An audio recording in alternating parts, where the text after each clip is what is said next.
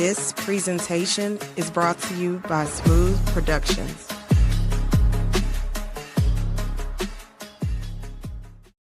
Welcome to another edition of your Wednesday Night Sports Delight, the platform sports talk show.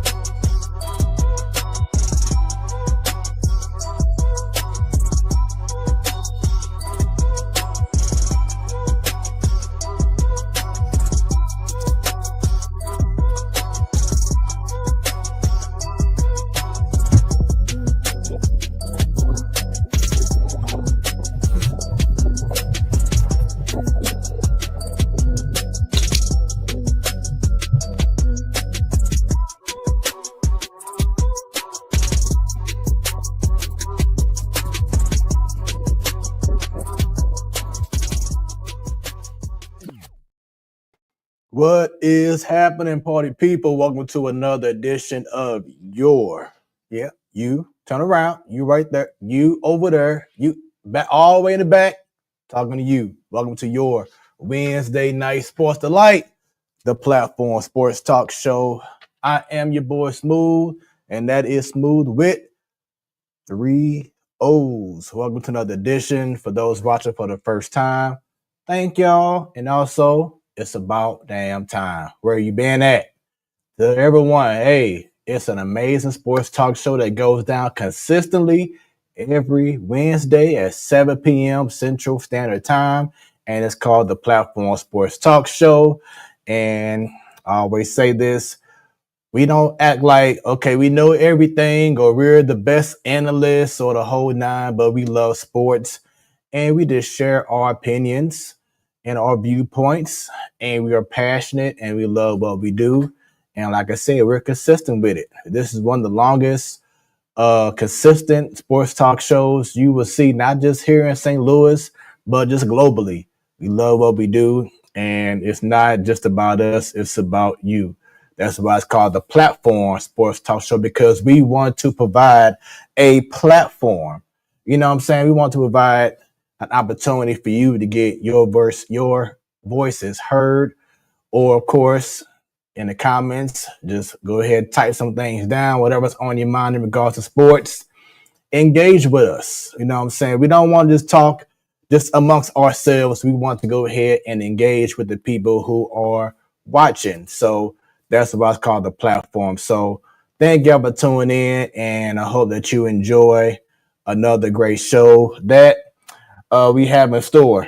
Need everyone right now to go ahead and like, share this stream. It don't matter if you are on Facebook, if you are on X, if you on Instagram. Yup, Instagram. We live. How many sports talk shows do y'all see that's live on Instagram?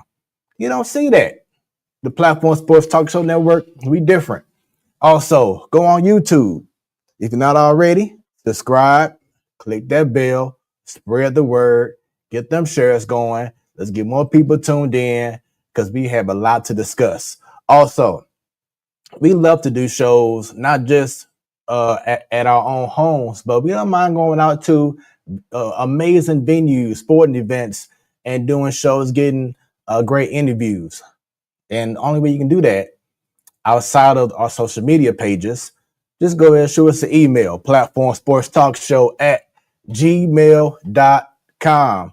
And if y'all also know someone who will be an amazing guest that has a great story to be told in regards to sports, same thing. Shoot us an email, platformsportstalkshow@gmail.com.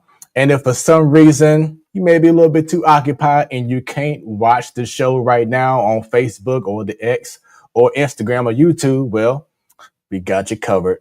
Hot 365 Radio, where it is always hot.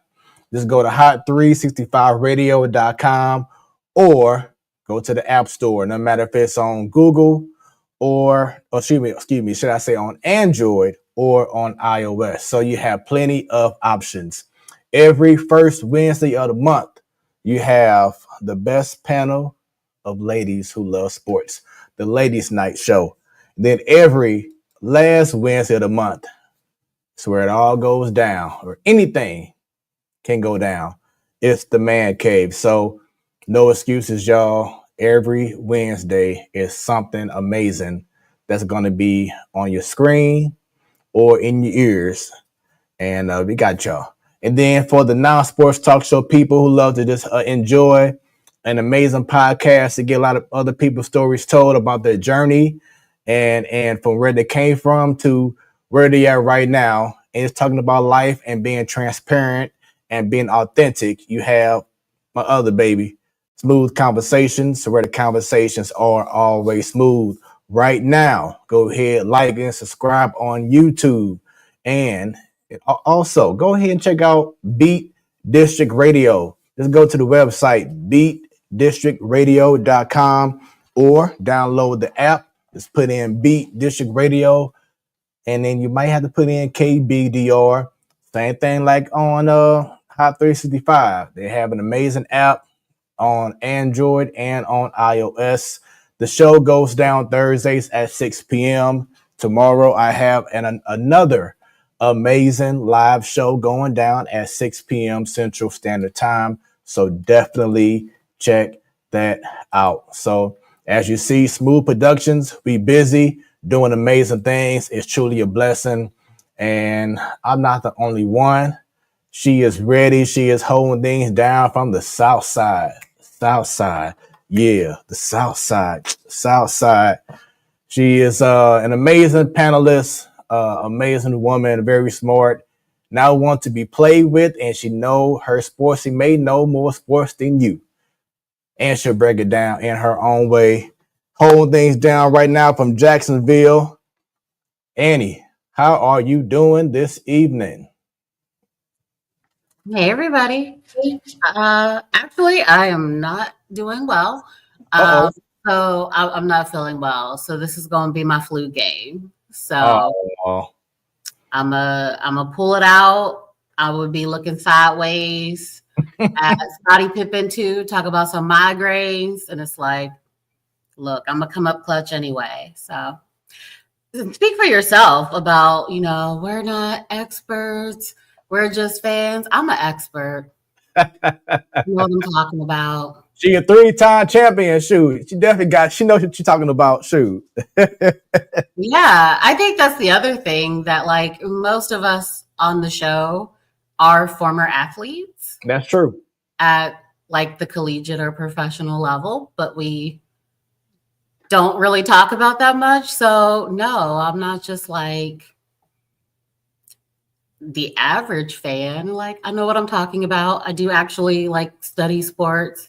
I'm really interested and have done studies and presentations on like the socio-political intertwining of sports in US culture. So like I know my stuff.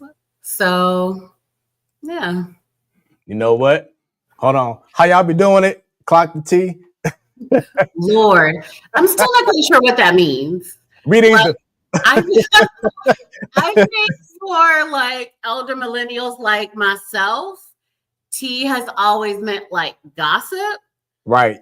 And so I don't know what clocking the gossip and the Clock it. All that. Hey, the wife will be doing it. The wife will be doing it.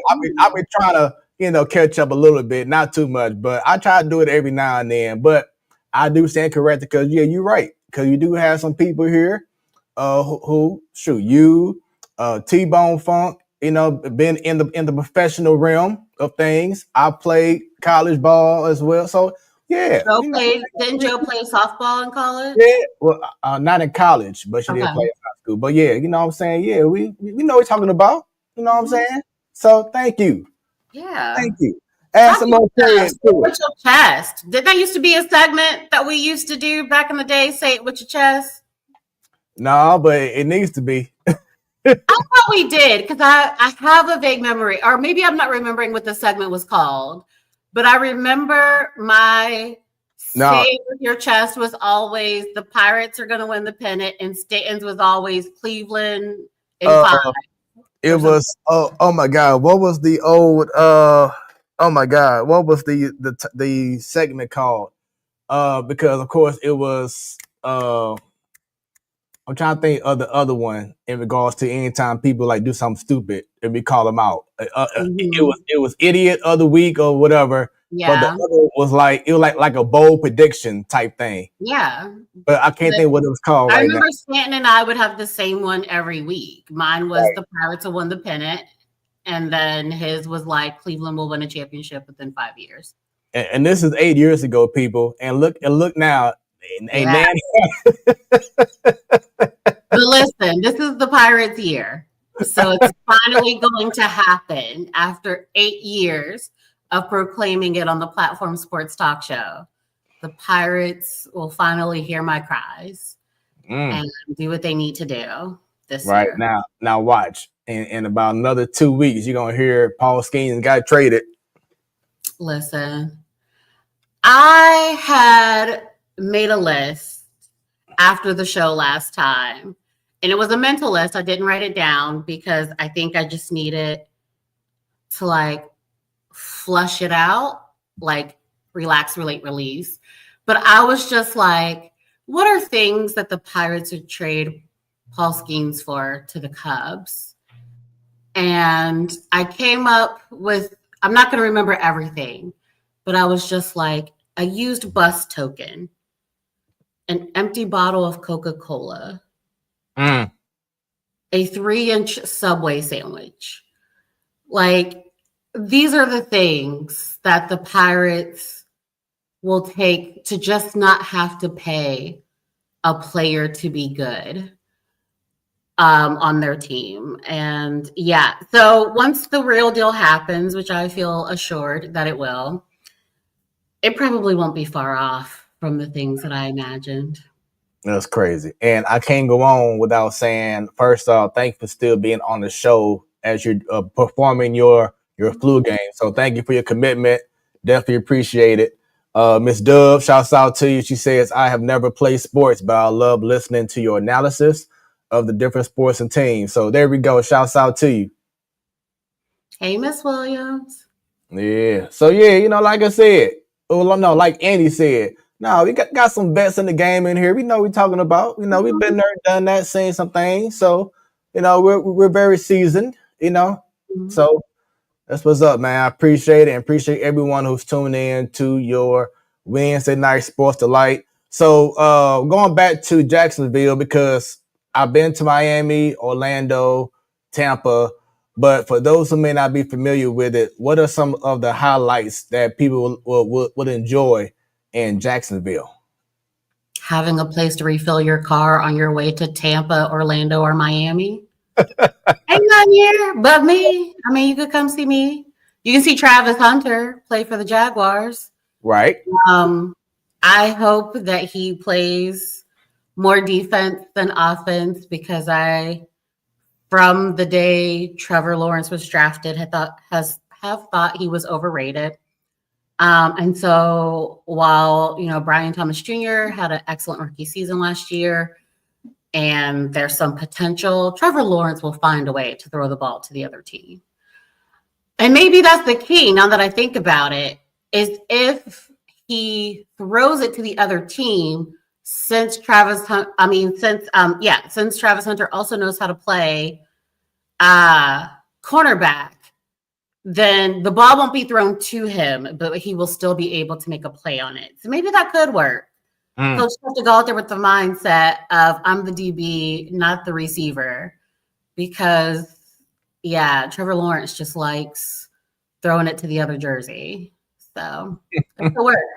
But once you've done those two things, you have done enough in Jacksonville. You've seen me, you've seen Travis Hunter, and you can continue on to Orlando or Miami. And doesn't Jacksonville have a new coach this year? Yeah, that guy who did the really lame Duval in his press conference, that made me lose all faith and confidence in him. I let it go all season. He was like, Duval. I was like, oh, Lord, this is over. This is ruined. We're going back to, who was it? The college coach who came down here from Ohio State. Lord, tip of the tongue. I know. Urban Meyer. Yeah. That's what this is about to be. This is about to be a total crap show. There Now, was no bass in that Duval at all. It was the wrong cadence. He held the L instead of the U. It was like, you clearly have done no homework. You're going to be terrible. But I'm going to a game with my family next month, 2 months. I don't know. I'll show up when they tell me to, but I am going to a game this season. So I'm excited about that. Now, going back to the coaches with crazy outtakes or whatever. Now, 3-4 years ago, everyone was talking about Dan Campbell and how he said, talk about, eating dogs or whatever he was saying. That was kneecaps. They thought he was crazy. Like, who in the heck is this guy? But now he's one of the most respected coaches in all the NFL. So maybe it takes a crazy outtake. No, the difference was Dan Campbell was a former linebacker. So you could see that would be like if Ray Lewis came out to coach your team and in his press conference is like, we're about to decrease crime in the city of Jacksonville by playing our hearts out on Sunday, which is a real thing that Ray Lewis did tell his team in a huddle once, that they were reducing crime in Baltimore by playing well. But you would be like, that's Ray Lewis. He brings that same tenacity from the field into the coaching room. This coach for Jacksonville, I don't think he's a former player. If he was, he had to be a punter. He gives punter energy. No, because punters are fun. He gives place kicker energy. He gives long snapper energy. So I don't think he's played. I would be really surprised if he played professionally. Liam Cohen. Yeah. Man, he looked like he right. Everybody, take out your phones, Google him, then Google Liam Cohen Duval, and watch the video of him saying it, and then you'll be like, Annie, I'm so sorry. Like, I'm not even a Jags fan, but I am a Jacksonvillian, and I was not pleased. I see he's 39 years old, so he's one of the youngest coaches in the game. Yeah, he's younger than me. Which leads me to this question right now. It feels like the NFL, and we talked about last week about like the transition, the signs of the time is changing. All these young coaches, it's turned out to be a young coach league now, hasn't it? Unfortunately, yes. I think a few people hit. Like, I think Sean McVay was a hit. At one point, he was the youngest coach. Right. Mike Tomlin was one of the youngest when he got that position in Pittsburgh. And so you had some young people who were still from some of the old coaching trees. So you got the security of knowing that they were a disciple of a coach you liked, whether that was a Shanahan or a Parcells or a Belichick. But you got like that youthful energy. This person can talk to the players, that sort of thing. And now I think they're just picking young dudes. And to me, that's not the same as picking young people who bring some new ideas, some new perspectives. But at the same time, a lot of like tried and true philosophies, right? From some of your favorite coaches. And so I think maybe the last young people thought that Mike McDaniels was going to be the next wonderkid. And on offense, they were for like the first 2 years he was there. But I don't think anybody realistically believes that Miami is a contender and that he's going to come up with something so ingenious to like turn things around. And so, yeah, I think that the younger coaches are having a tougher time than they've had in the past, because it feels like they're being picked just because they're young and not because of like coaching merit.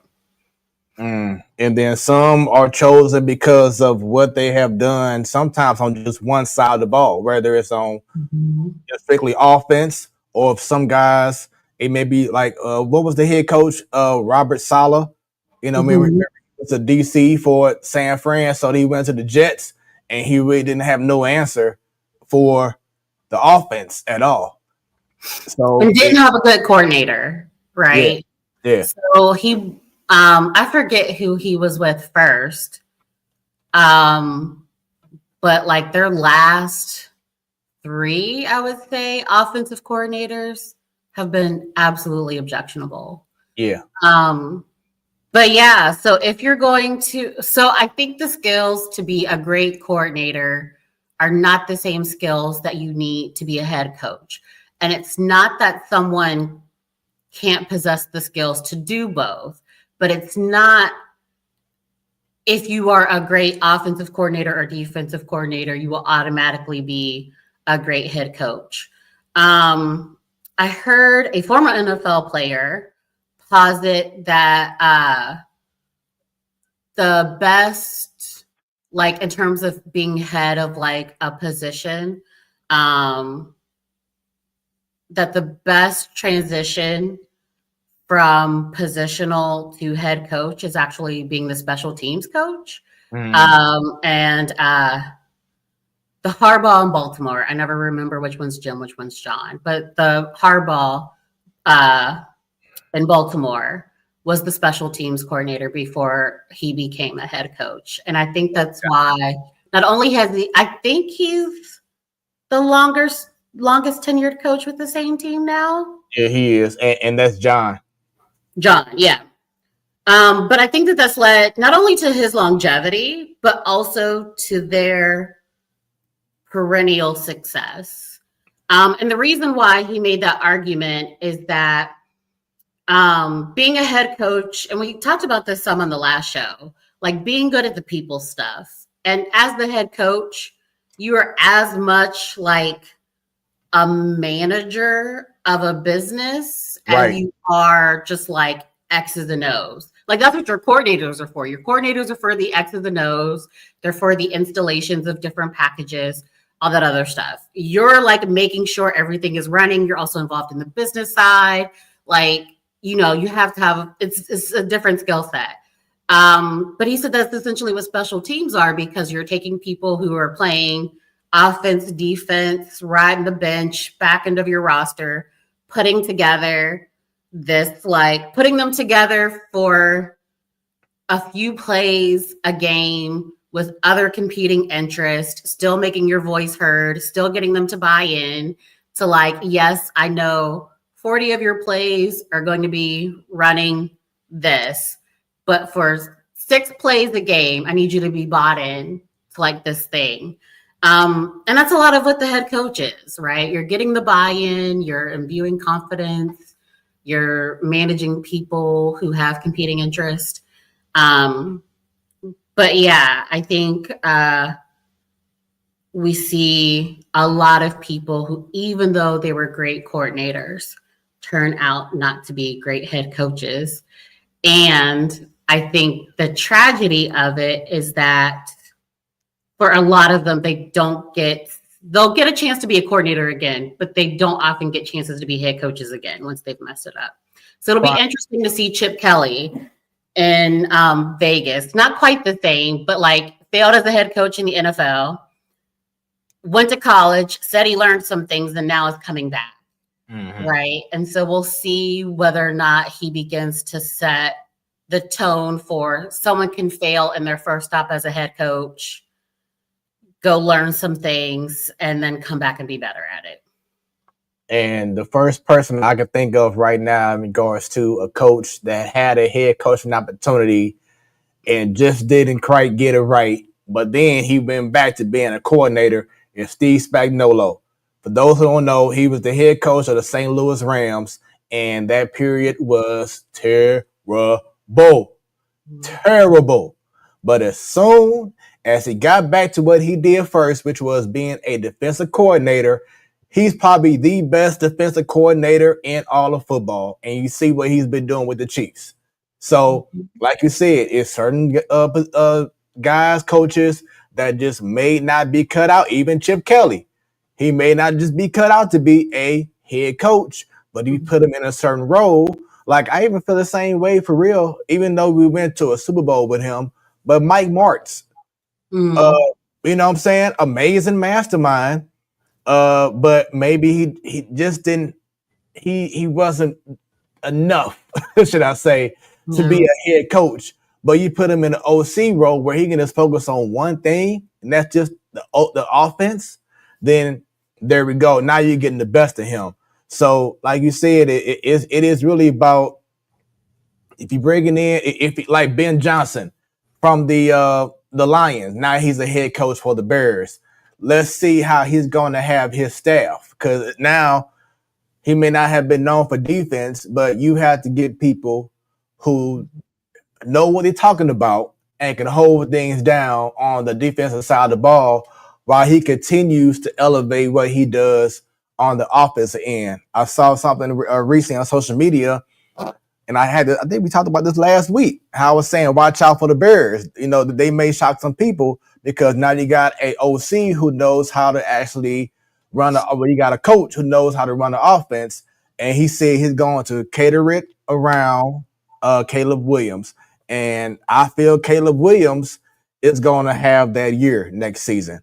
He was sacked, I think, the most out of all QBs last year, but he also had like less interceptions as well. So just imagine if you give him an actual system where he's not just stuck in the pocket and getting hit all the time, you might see this guy flourish. So it's just all about the guys you have around you and what they bring. And as you said, the head coach can just manage, which brings me to this because, of course, you play for the three-time champs. Well, for yourself, you're a three-time champ. Mhm. But and speaking of which, congratulations to the St. Louis Slam for winning this past weekend. So now they're going to the finals, a championship game again. Yeah. And Running. now, they play in Ohio, correct? Yeah, they play in Canton at the Hall of Fame Okay. field. Yeah. So shouts out to them. So during your time, can you give us a behind the scenes of like, okay, well, you have your OC coordinator who's calling plays to the quarterback or whatever. You have your DC coordinator calling a play to the linebacker or whoever. So what exactly is the head coach role with the headphones on? So our head coach has been, I think, since the inception of the team, also been the defensive coordinator. So Coach Q has been the head coach the entire time, or almost the entire time. There may have been like a gap in there somewhere. But for as long as I've been connected to the team, he's been the head coach and the defensive coordinator.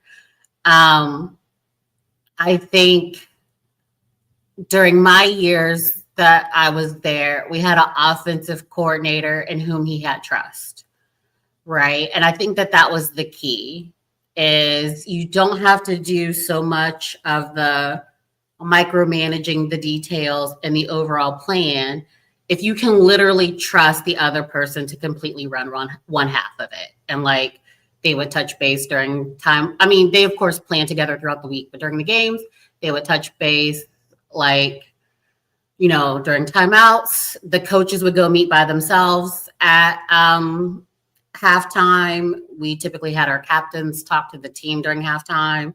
The coaches would only come over like the last 2 or 3 minutes to let us know if they're making any adjustments. And so I think Coach Q is an incredible coach. And I think he's one of the few who could both be a head coach and a coordinator at the same time. I think where a lot of head coaches who were former coordinators in the NFL fail is that they still try to run their side of the ball, whether that's offense or defense, and still be a head coach. And I think that that's nearly impossible with the NFL team.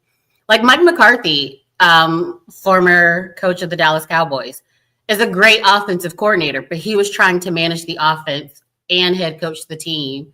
And you could tell that he couldn't be good at either because they were competing interest, right? But I think he's one of those rare ones. Got you. So once again, this is your Wednesday night sports delight, the platform sports talk show. I'm your boy Smooth. We have Annie holding things down from Duval County, Jacksonville. And the correct way is Duval, not whatever Liam Cohen did. Love it, love it, love it. So, uh, funny. All right, so we're gonna get right into our first topic of the evening, which is, of course, now we already had a nice 30-minute conversation because this is how we do. We just love to talk because we're some experts in this thing. Now, Exactly. what are we talking about? So it's the platform sports. Whatever this means. There we go. Crab claws. I'm convinced that there was somebody who couldn't snap and was just like insecure about it. So they're like, I'm just doing a new thing. That, or they're thinking about the Little Mermaid and Sebastian or whatever the crab name. I'm just gonna call it the crab. I'm just gonna do this randomly. There we I don't go. know what it means, but I want to be cool. So let's get right into it. You now have my attention. What sports story or stories has your attention? You up first. So definitely the slam, again, winning in extremely convincing fashion. It was the 9th win in a row against the Minnesota Vixen. I know that we are like the bane of their existence, and I love it. But it was so great to see Taylor Hay, Caitlin Erickson, who we call Radio, and Marion play their last home game. Taylor has played for 16 years, I think it is. Caitlin, she recruited Caitlin, who came the year after her. And I think Marion and I were rookies together in 2016. And so to have them like go out with such a win, I think Tay even scored a touchdown, even though she plays very limited minutes now, still coming back from injury. So I think it's just, that's the thing. That's like some of what's beautiful about the game that I don't think gets the attention in women's sports that it does in men's sports. Like Radio is I don't want to exaggerate how many years. I would guess at least a 10-year all-star at center. Taylor Hay has been an all-star running back. She's played for the U.S. women's national team and won championships with the U.S. She's in the Women's Football Hall of Fame. And like, if these were one of the male professional sports, like they would have gotten a whole farewell tour during the year, but there's just not that attention on them. But I do want to give them their flowers. And they're off to some great things still connected to sports. Also, supposedly, according to Sharanya, Bradley Beal is supposed to be signing with the Clippers. Yeah, how you feel about that?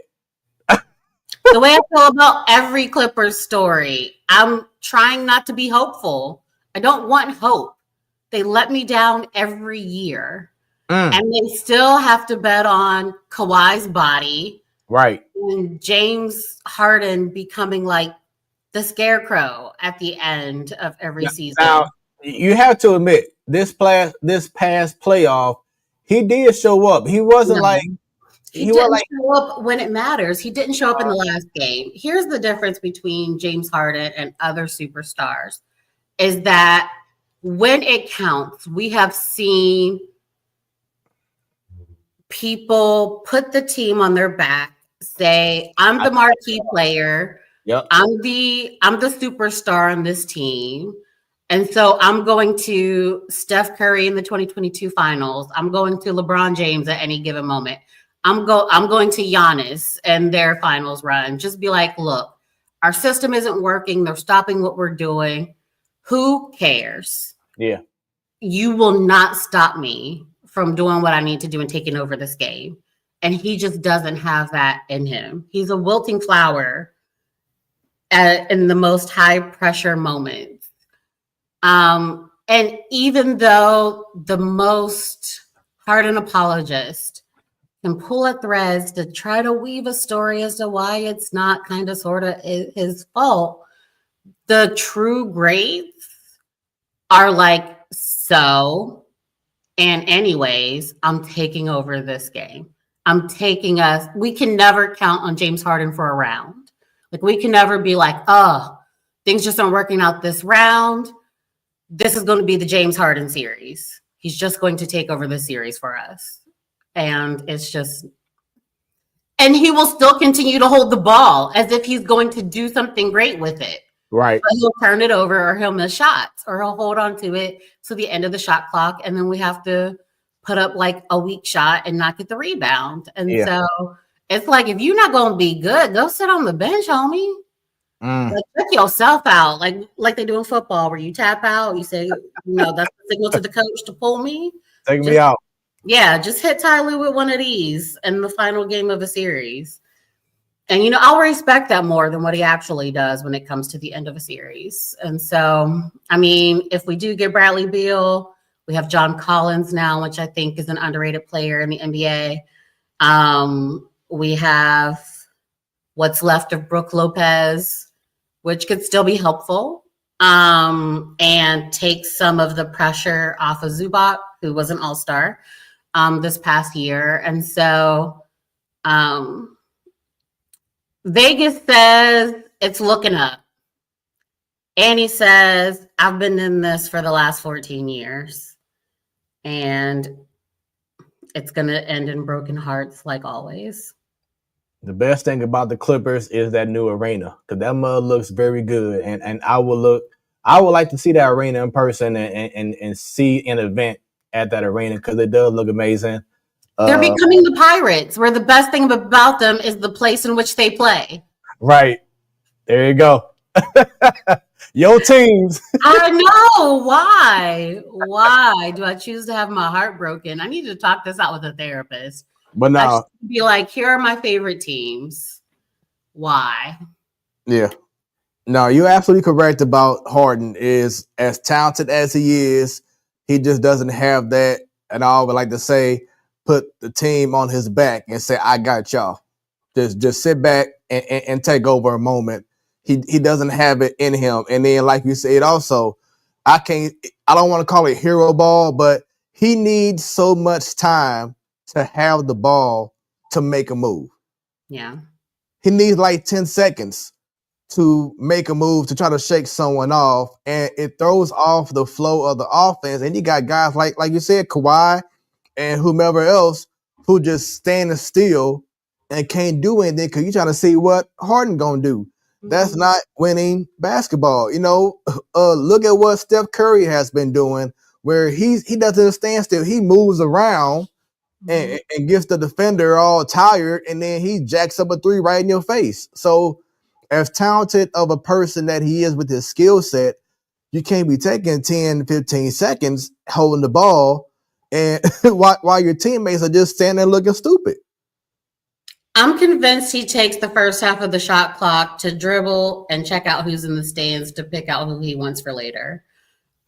Because he doesn't get any action going on the ball. You had Norm Powell, who was an all-star player, scoring 20 points a game. And you really couldn't do anything with him. I think he's better off in Miami, which is where he got traded to open up the space for us to get Beal. But let me ask you this. Who would you rather have leading your team? So all the pieces around them are the same. What is switched is these two guys in a playoff run, Jimmy Butler or James Harden? Man, that's a great question, because I love Jimmy Butler's spirit and drive, but it seems like he always at the wrong time get hurt. But then you got Harden, who is more dependable and can play, but then, as you said, he don't come through in the clutch. So I'm gonna still ride with Butler. I had to say Butler because he has that dog in him that, you know what, I got you as long as he's healthy. But I'll take that because he goes all out, and he gets hurt because he goes all out, and he wants to do what he can to help his team win. So I would say Butler. Yeah. Now, who do you think is the better basketball player? If you were ranking them, who would you say is the better basketball player between the two? Harden. That should never be the case where it's like you're the better basketball player, but I would rather have this guy from a tier below than you on my team when I need to win. That's the problem with him. Which Also, let leads us know in to the chat who you would rather have in a playoff series, Harden or Butler. later on down in our segments, star player versus part of the team. So yeah, stay tuned for that conversation, everyone who's watching. Anything else that has your attention? Because you on a roll. I love it. The collusion scandal happening in the NFL. Have you Yes. keeping up with that? Yes. I have been keeping up with it. I want to do a little bit more reading myself to understand exactly how the judgment was come to, that the arbitrator determined, like, basically there was smoke but no fire, or like we saw a fire but it wasn't that bad and it got put out. So like, I just want to read into it more. For those of you who don't know, the NFL Players Association, or NFLPA, had filed a suit against the league owners, for collusion in trying to suppress specifically quarterback contracts after the Deshaun Watson mega contract in Cleveland, which turned out to be a total bust. There's a couple of quarterbacks who they claim there was collusion. And by collusion, it means that the 32 NFL teams, or an overwhelming majority of them, are working in concert to affect player play, affect player movement, anything to do with the players, right? So theoretically, these are supposed to be 32 separate businesses. And so if you were to think about, like, what if all the grocery stores where you lived got together to say, well, we're all going to raise our prices, right? That would be collusion, because supposedly you were independent operating entities, and now you're working together to harm your customer. And so there were a number of quarterbacks named, but the one that it seems from first read was most impacted by this was Lamar Jackson in his last contract. That the rest of the NFL teams, even though Lamar Jackson said he would go on the market, and if any of you remember, like, that off season 2 years ago, yeah, it was like he's willing to test the free market, and no NFL teams expressed an interest in Lamar Jackson. No one. Team, that was the year that the summer before Atlanta had a quarterback at all. They got Kirk Cousins, who were the same age, and then drafted Michael Penix Jr. only to sit him, right? You're talking about, I mean, any team. There's maybe 5 teams in the NFL that should be like, yes, Lamar is great, but we're also equally as happy with the guy we got. Actually, I think 5 is too generous. I think if you're the Chiefs, I think if you're the Bills, you could be like, we're happy with who we have at quarterback. I think anybody else should at least have made a phone call, should at least have made an attempt, should at least had some janitor in their office intentionally overhear a conversation so that they could leak it on social media just to test the waters to see what the fan base would think about them making a move. And there was absolutely no movement on a back-to-back MVP, who is, in whatever way you want to order them, one of the top 3 quarterbacks in the entire NFL presently, not historically. And there was no movement. And so that was what initiated the lawsuit from the NFL Players Association. There was like, there's no way. There's no way nobody was interested in Lamar Jackson. Right. In the market. And so essentially the judgment was that, like, we listen, but we don't judge. Like, it was like, we hear you. Yes, you have evidence. It also came out that the way that the president of the NFLPA got his position wasn't entirely above board. He's kind of an industry plant. He also works for a private finance firm that is presently has a bid before the NFL owners to be able to buy 10% stakes in teams and be 10% minority owners. And now he's the one who's supposedly presenting the player side of this. And so, yeah, there's a lot there. I agree, Ms. Williams. It seems suspicious. The judgment says it was suspicious. And then also said, judged in favor of the NFL owners and the whole thing as well to me. Yeah, because I remember when, like you said, Lamar Jackson was about to be a free agent or whatever, and like you said, no team was interested. I'm like, huh? That just doesn't make sense. They're one of the best QBs, probably top 5 in all of football, and not getting any offers. Like, really? Mm-hmm. What is going on? But of course, he did sign a contract. And now he's good, but still, yeah. When it comes to the NFL, nothing surprises me in regards to how things are moving behind the scenes, and it's unfortunate and it's crazy that it's going on. But I do look forward to seeing, and I'm surprised that the NFLPA or NFL as a whole hasn't been like, oh, we got to stop this and not allow this to keep on going. Like, they're allowing it to continue on. So that's what I'm amazed about, is that there hasn't been no one stopping this process from going on as it is right now. That's the shocker for me.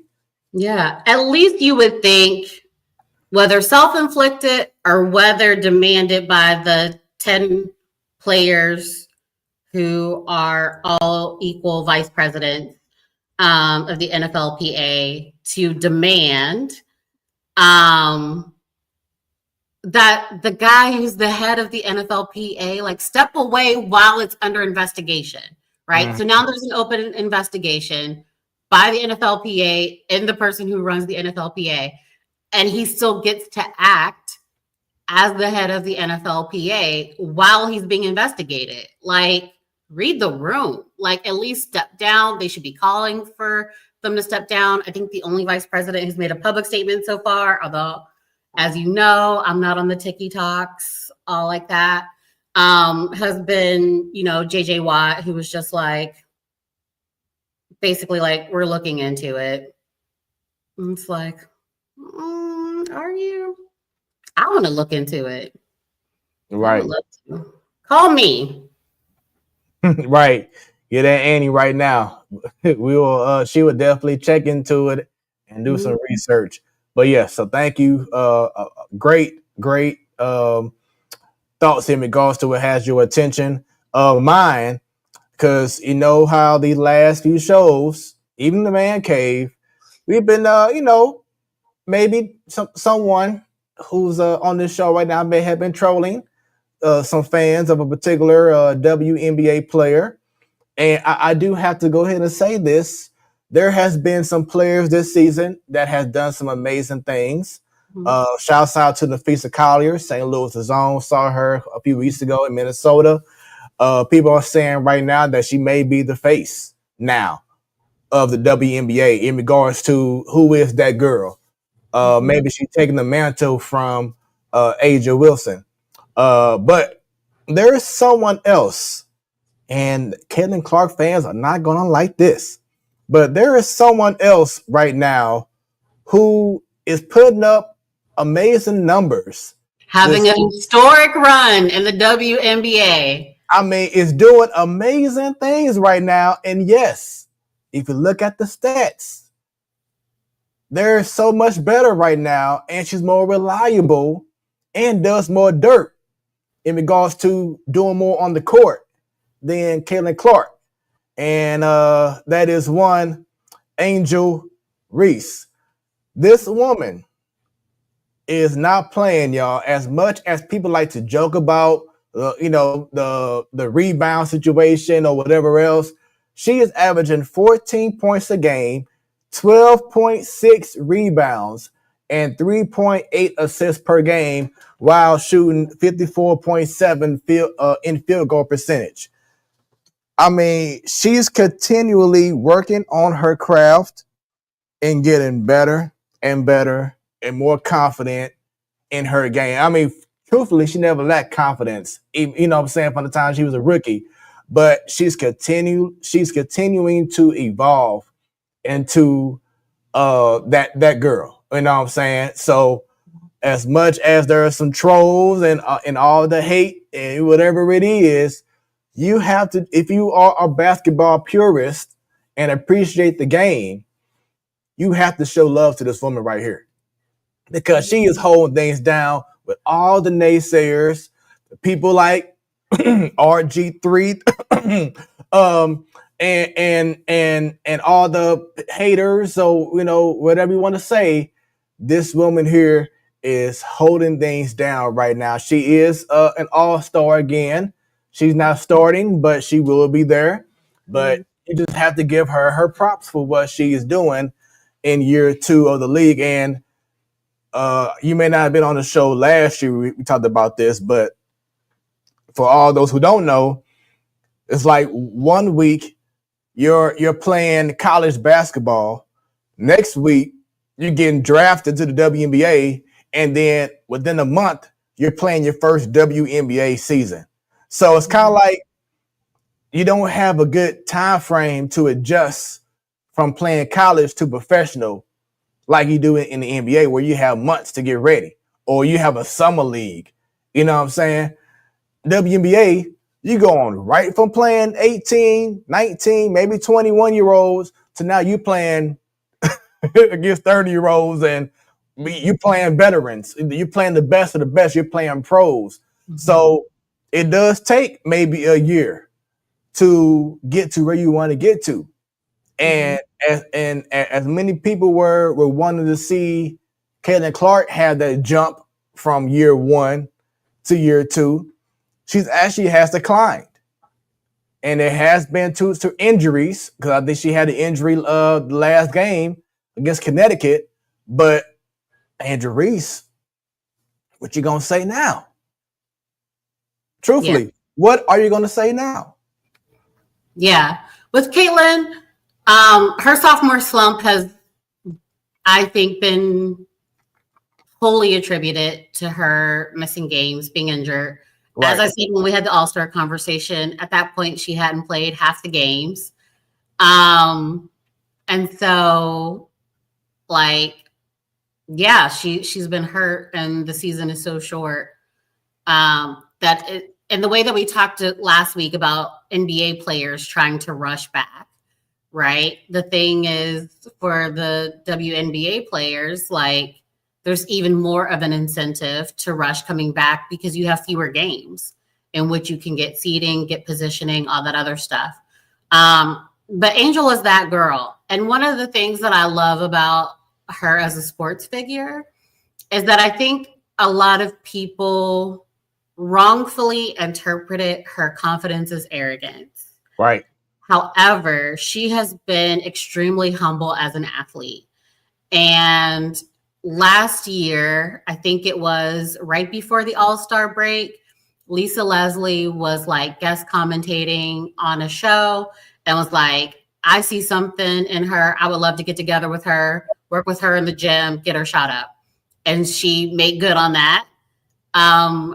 Angel got better towards the end of last year, and then they worked together this offseason and having a true offseason. And so to humble yourself, to say, oh, if that saw something in me, let me reach out to her and see if she was being serious about working with me, and then actually doing it, I think is an incredible sign of humility. And I agree with you, Ms. Williams, that confident women are frequently accused of being arrogant. That it was never arrogant. She was never not humble or not grateful for this journey. And she's taken every opportunity that she has to be a better basketball player, and it shows. Yeah. So once again, shouts out to Andrew Reese. I want to continue on in regards to the women right now. As I pull up this weekend is the WNBA All Star Weekend. So we have 3-point contest. Now this may change because Caitlin Clark once again recently hurt her groin. So she may not be in it, but if she is, it would be amazing to see because you also have Sabrina Ionescu, Kelsey Plum, Alicia Gray, Sonia Citron doing the 3-point competition. And then for the skills, Natasha Cloud, Skylar Diggins, Alicia Gray again, Erica Wheeler, and the very talented Courtney Williams, who we had the pleasure of seeing. My wife and I saw her a few weeks ago in Minnesota, and that girl, she a dog. You know what I'm saying? Respectfully. Have you watched her podcast yet? I know we talked about this on Ladies Night, but you need to watch her podcast. And I forget who the other woman who's on the podcast with her, but they're like good friends. Like they tell the best stories. Hilarious. You really need to check it out. She's a character. I love her. Yeah, I'm about to go and check it out because I haven't seen it. So I do have to go ahead and check that out. And also going back to the WNBA, it was just announced other day that Portland Fire, that is the official team name for the new for the returning WNBA team coming up, I believe next season or either next year or 2027. But that's the logo. So more teams mean more opportunities for ladies to get their shine on and be in the league. So congratulations to Portland, and so I say the Portland Fire. So the league just continues to expand, and as we brought up, I believe last week or back on Ladies Night, that you're going to have about 3 or 4 new teams coming up in the next 4 years. So the expansion is amazing, and we just hope that the game just continues to grow and make a profit as well. Because these ladies are tired of having to go overseas during the off season just to still make money. You know what I'm saying? They should be put in a position where they don't have to go overseas. Because we saw what happened with Brittany Griner a couple years ago. But it needs to get to a point where the ladies don't have to do the extra to make a nice income per year. Mm-hmm.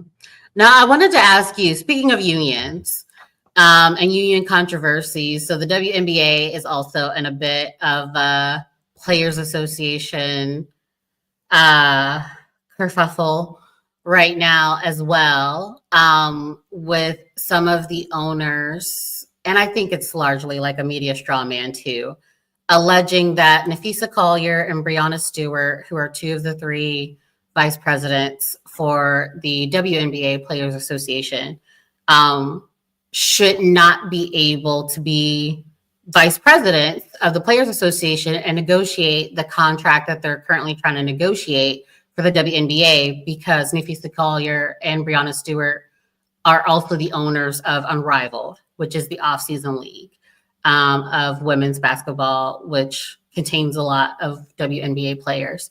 Do you think that their contention is that it's a conflict of interest to have them represent WNBA players while also being owners of what they're arguing is a competitor? What do you think about that? So it's a conflict of interest because 2 people who are your star players in the league are trying to find ways to have everyone in the WNBA make money. That doesn't make sense to me. You're reaching. You're just trying to find something, trying to find fault, because once again, the ladies are now finding ways to make a profit. Mm-hmm. Something that the WNBA has struggled to do Mm-hmm. for 25 years. And now they finally are getting to a point where it's like, oh, wait a minute, I got it. Here we go. And now you want to say it's a conflict of interest. Mm-hmm. It just sounds stupid to me that you're reaching. You need to be applauding these women because once again, they are finding ways to make great things happen, not just whatever happened, but this is not just for them. This is for every woman who is playing the game of basketball. And that's what you should be behind and pushing and wanting to see be achieved. Yeah. And I know for the average fan, whenever they hear about contract negotiations between players' associations and owners, the first thing they think about is the money, and they see it as a money grab from the athletes. But we're experts here, right? So we're not just looking at the money. Some of the things that the WNBA players are looking for is to not have to share hotel rooms on road games, right? Like they're grown women, some of them with kids, and they are still put two to a room like you're at a summer camp cabin. And in order to have a room to yourself, if you are going to travel with your children and those sorts of things, you have to buy out the other player's half of the room, right? They want the quality of the hotels that they stay in to go up. Right now, they said like equivalents of like a Comfort Inn, which is like fine to someone my height, right? But all beds ain't built the same. Yes, you're talking about women, but you're talking about women who on average are over 6 feet tall. I just have images of like Brittany Griner's feet dangling off the end of a Comfort Inn twin bed as she tries to like sleep well for like a road game. So it's not this like huge money grab. Like it's very basic investments and the health and safety of your players, right? The last contract negotiation in the WNBA, a main sticking point of theirs was parental leave, which didn't exist in the beginning, right? You have a whole women's league, and that was not a part of like the original contract. Like that was something they were fighting for, was parental leave. And so yeah, yes, it's about money and salary. But it's also about other basic things that if you want to say this is a professional league, you should just invest in handling, especially since many of your owners own NBA teams. So it's not like they ain't got it. Yep. So continuing on, baseball wise, congratulations, because we talked about how LeBron and has Bronny last year, and now year number 2. But in baseball, just something that a father, you talking about being so proud, but to have both of your sons get drafted in the top 5 and in a span of 3 seasons. Matt Holliday, former St. Louis Cardinal, former Colorado Rocky, Oakland A's, and Yankees player.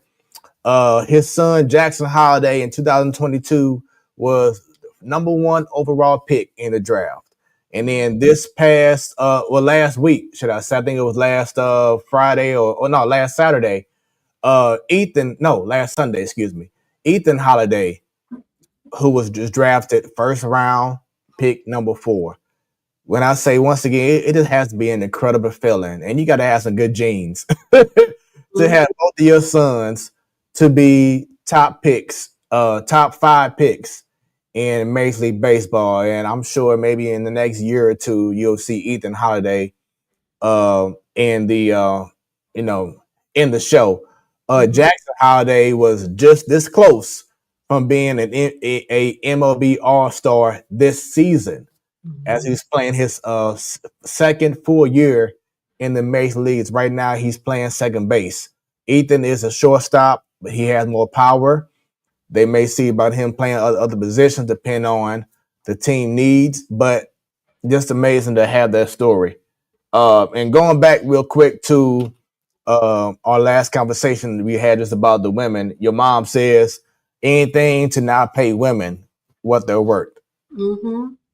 Yeah, she's talking about the WNBA owners now having a problem with Nafisa Collier and Brianna Stewart being vice presidents of the Women's Association and looking for ways to nitpick, get them out of there. Just stupid. So that is what currently has our attention right now. Let's go ahead and get right into our first actual topic on this great, They are amazing, the topics. right, on our great, amazing show, the Platform Sports Talk Show, your Wednesday night sports delight. Athletes and the law. Why do so many athletes, you're always shaking your head, feel they are above the law? And I mean, this is not just recent.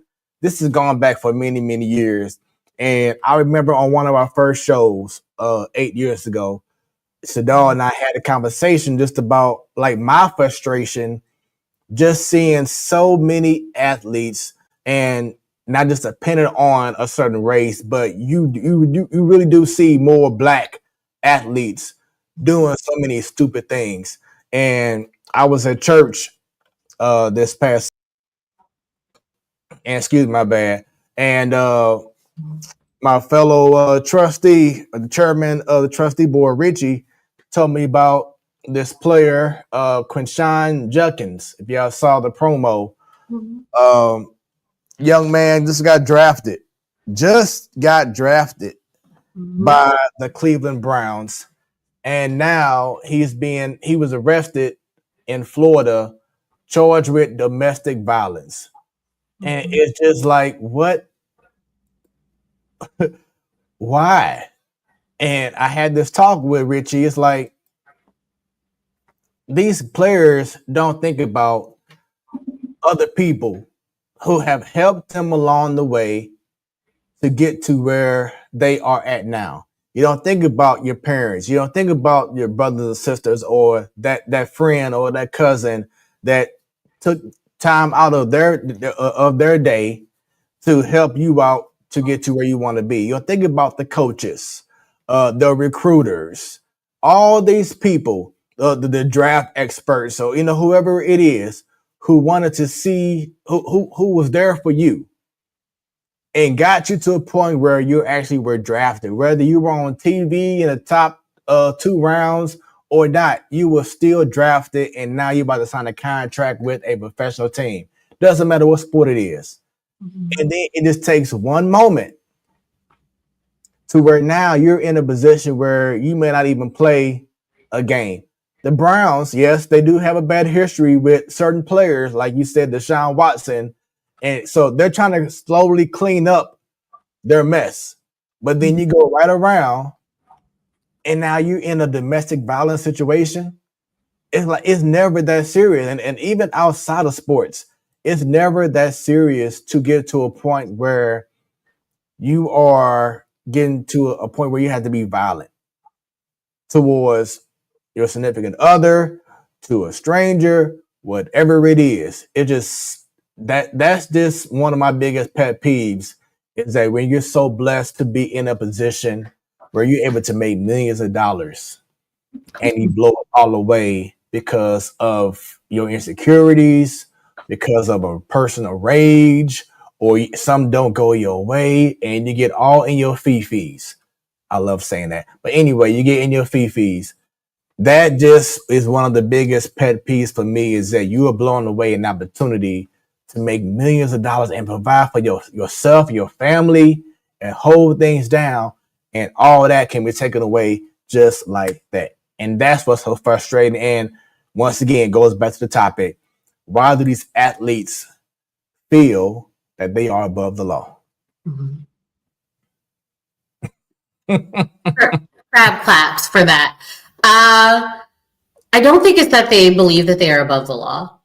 I think the people who seem to get in the most off-season trouble are fairly young.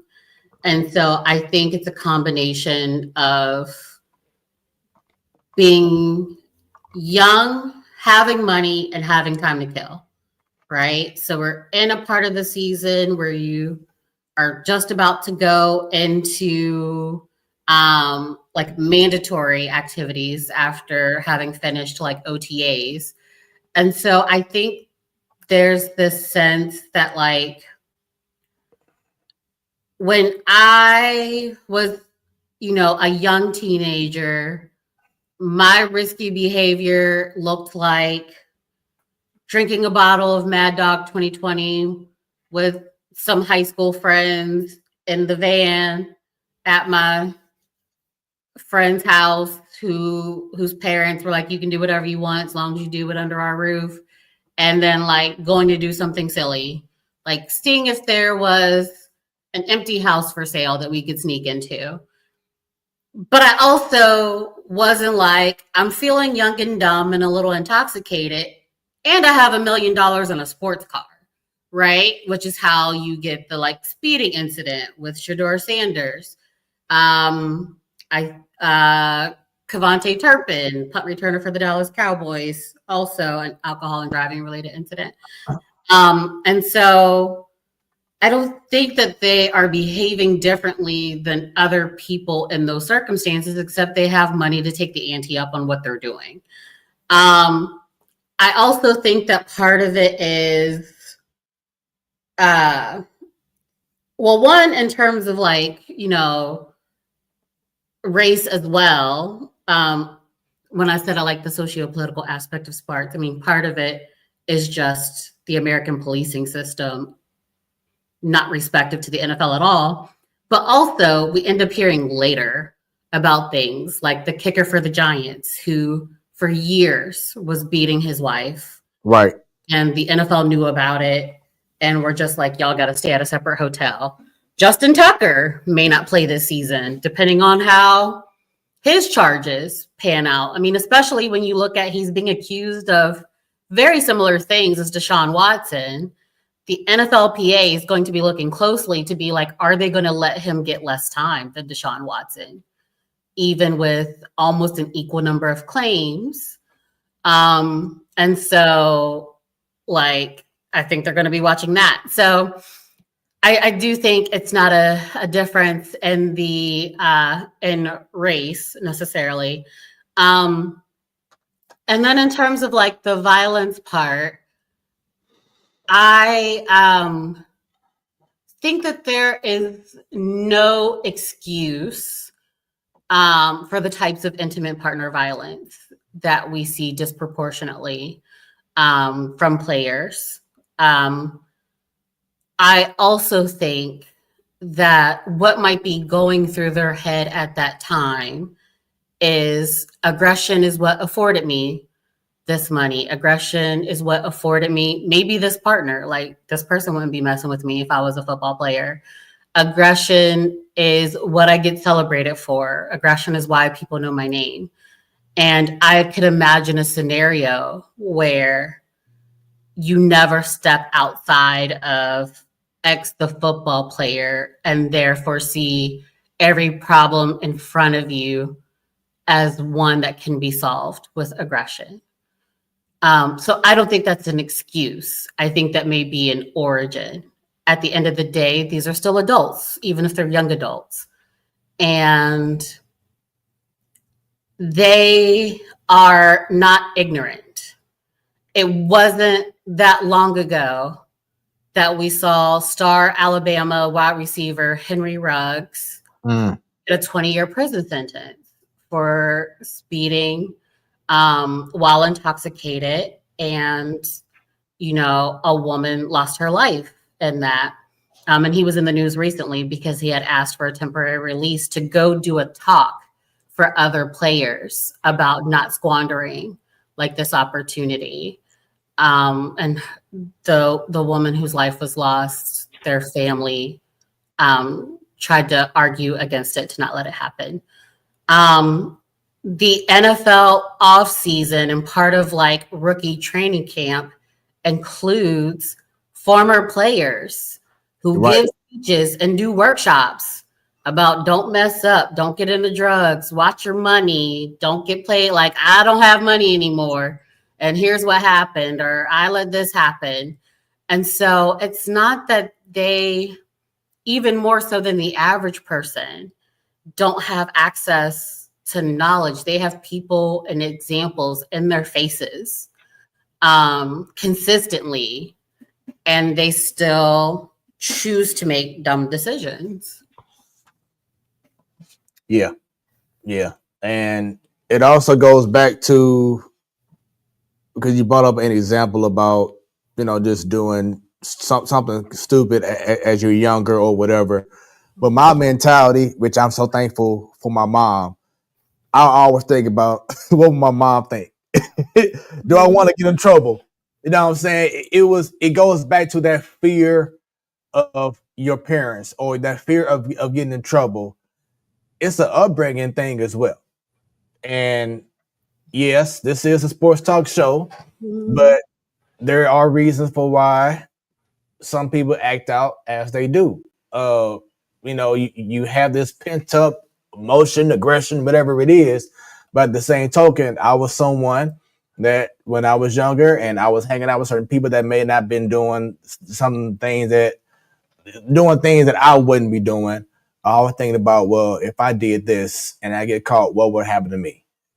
And a lot of what's going on now with these young guys, because I'm pretty sure this guy's probably like maybe 20, 21 years old, 22, whatever it is.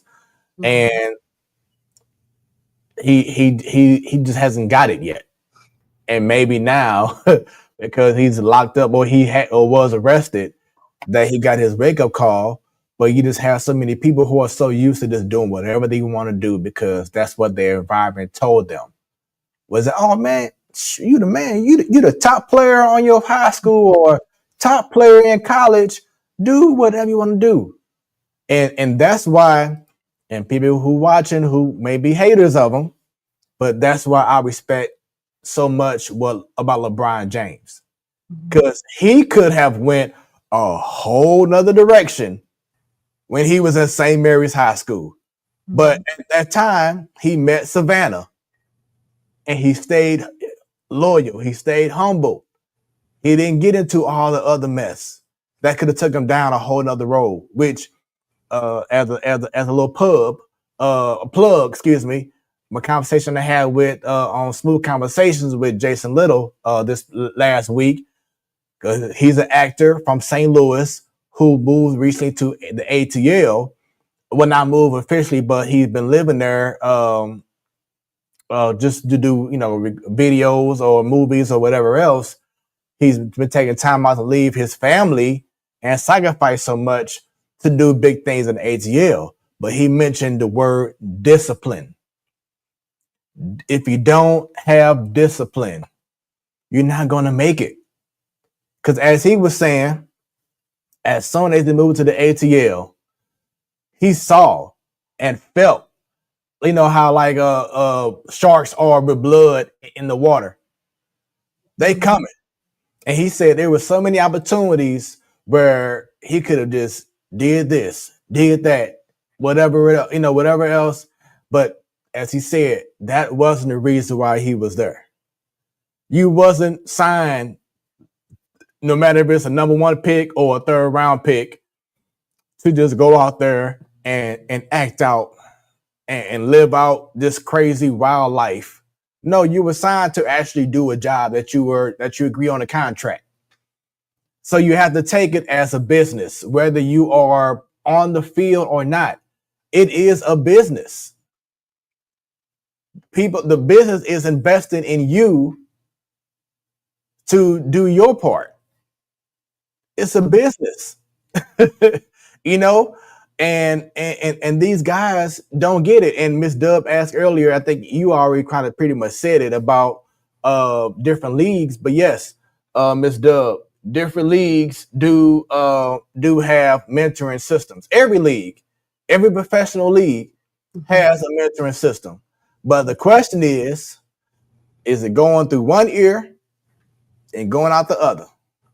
And that may be the case with this guy and other players, is that they just aren't getting it. Uh, some more comments. In her experience, Miss Dub, men don't truly mature until about the age of 30. If they also don't make the best guidance at home, they may make some bad mistakes. Before 25, they really are teenagers at heart, especially once again, if your environment is the same like you. So it goes back to LeBron. He had people around him that all wasn't yes men. Oh yeah, LeBron, go ahead and see about that girl. Oh, go ahead and check out that party over here, or go to this club, the strip club at night, whatever it is. He had people in his ear that was like, dude, if you do this, this can jeopardize all that you are working hard for. This could jeopardize the woman who loves you, who respects you, who wants to be your ride or die because you want to act out on impulse and see about the next big booty chick coming to Ohio. You know what I'm saying? So that's why people, as much as they want to hate on him, but you got to respect that he had the right people to make sure that he didn't go down the wrong path. And your mom said some players are given the PR. So yeah, man, it's crazy. And someone else who may have an opinion on this and so much more is the host of Ladies Night. She's ready to go ahead and give her opinions as well. Bunny, how you doing? Good evening, everyone. Am I on mute? No, you good. Uh-oh. You good to go. Is that my internet connection? It went out. No, you good. Happy Hump Day. Good evening. Right when I came on, I saw Miss Dub's comment. Hi, Miss Dub. So I was going to ask you, Mr. Producer. 25, you're still a teenager at heart, she said. Does that apply to you? When you were 25, 24, were you still doing teenage things, Mr. Producer? No, I wouldn't say. But he never did because he was scared of his mama. Well, that, but also I had my son when I was 19, so I knew I couldn't be a teenager. You know what I'm saying? I was getting my life together because I knew reality hit. So when I was 19, it was like, okay, yeah, let me man up and do what I have to do. So yeah, it was, but I do agree that, especially once again, it's all about just your upbringing. It does matter. Your upbringing does matter, because if you are constantly around people who just saying do whatever you want to do, it's all good, that's going to translate to when you are 20, 22, 25 years old, because you don't have the right guidance. But if you don't have the right people, in your ear or just around you, where you can bounce off like, man, I see what he or she is doing, that's going to cloud your judgment. And you're seeing that right now. Your mom, Annie, says some players' egos are built up to do or act above everything by coaches, teammates, parents, thus poor decisions as a result. Yeah. And I would say, I don't think it's always about upbringing. I think that's definitely the case for a number of athletes. But I don't think that's 100%. Yeah. I ain't saying that it's the end all be all, but it's definitely a factor in regards to how you're acting when you're in a certain position in your life. Yeah. For some of them, like I too feared my mother. I also drank a lot. I just thought I was smart. And so I hid my empty liquor bottles in my saxophone case and hid my saxophone under my bed. I replaced her Alizé weekly with water. How old were you when you were doing this? This was middle school, early high school. I was replacing wow. I was replacing her Alizé with water and the orange drink from school, like the free public lunch that wasn't orange juice, it was orange drink. A little mixture of that and some water was the same color as Alizé. So she didn't know it by the time she got to the bottle. Maybe it wasn't hitting right because it was publicly. I didn't have a desire, but she was like, she was not drinking Alizé. She was drinking snap juice. And so, so it wasn't that she didn't raise me right. It wasn't that I didn't fear her. Poor decision. I thought I was smart. The poor decision making. I was so book smart. I just needed to find out on my own. Right. And so I think I also think, and part of what you brought up, again, speaking about socio-political connections to sports, there's an actual sociological theory called age-graded theory. But essentially, it's a belief that pro-social behavior in a society, so doing things the right way, the moral way, the legal way, however you want to categorize that, is strengthened by the number of like significant relationships, connections, and life events that we have. And so the converse is that people who engage in crime typically have fewer life events, like having a child that forces you to think differently, or going to college, which may lead you to do different things, but also those connections, right? And so while we talk about in the course of a young athlete's life about all the people who have been around them, even coaches, AAU coaches, maybe even family, parents, teammates, coaches, like it may be purely transactional and not an actual connection. Yes, I had this coach, but he saw me as his meal ticket out of the AAU circuit. Yes, I had these teammates, but they more were looking for how my name got us into places than like an actual connection.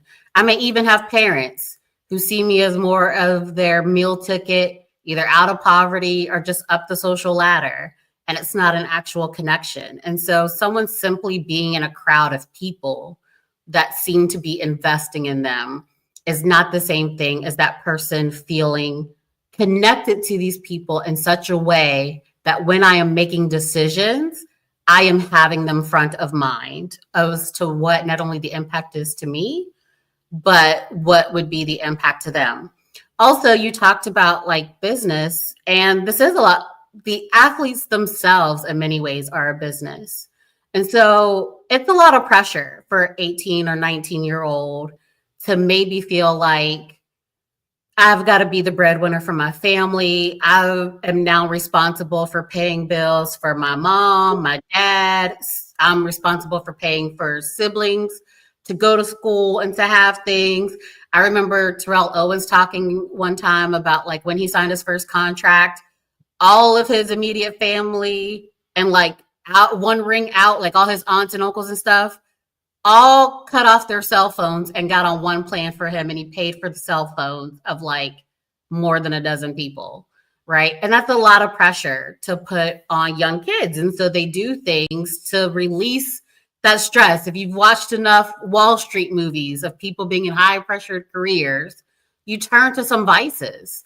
And regardless of how you were raised, like, yeah, if you have a plan for how to get the stress out, to take the pressure off, in other ways, you might seek them.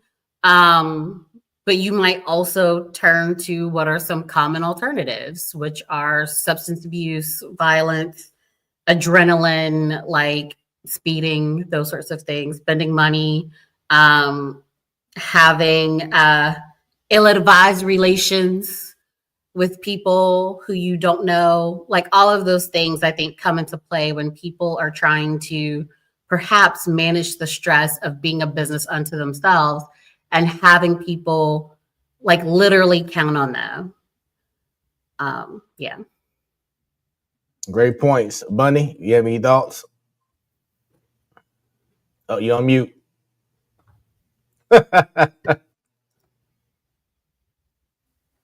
Unmute. Here we go. Is immaturity goes with the lifestyle. Now, as you both mentioned, hey, it's how you're raised. For the most part, it's right people around you. You take the millionaires out of the situation and you get 25-year-olds. They're still doing the same dumb stuff, but they don't have the money. Again, and then you take some other 25-year-olds who are not in any trouble. They're just living their life doing what they're supposed to be doing. So we just know you're a high profile person. So the vultures are going to be out there. No one asked for that, but that just goes with the territory of when you make a lot of money at one time.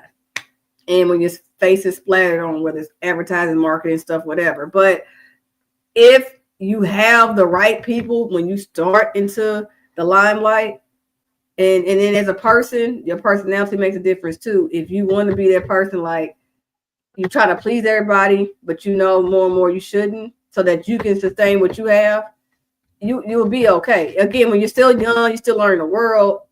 People expect when people have a lot of money, even if they're 19, 20-year-old, you're supposed to mature a little faster.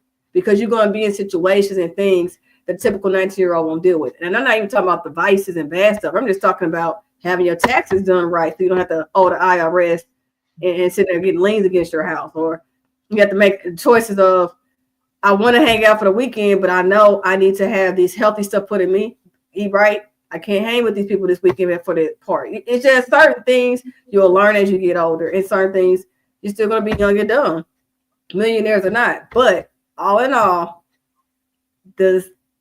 I believe society in the United States, not sure about other countries, it's, hey, you're here today, gone today, and just let the younger athletes know you can be easily replaced, and you can have a lot of bad stuff still you're on the hook for when you're replaced.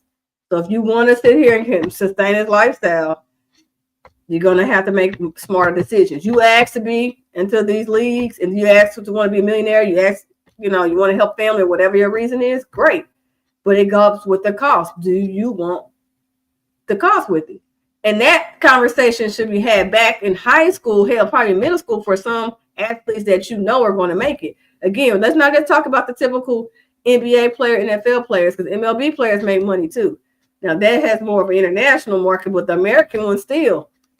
You go, hey, you want to sit there in middle school? We see how it works. You see some of the favorite players you follow, some of the stuff that get in trouble, but there's other ones that don't. You can be the ones that we're not talking bad things about. So I think as the society, as we more and more see younger people get exposed to stuff faster, or again, social media makes stuff look glorified and it's really not.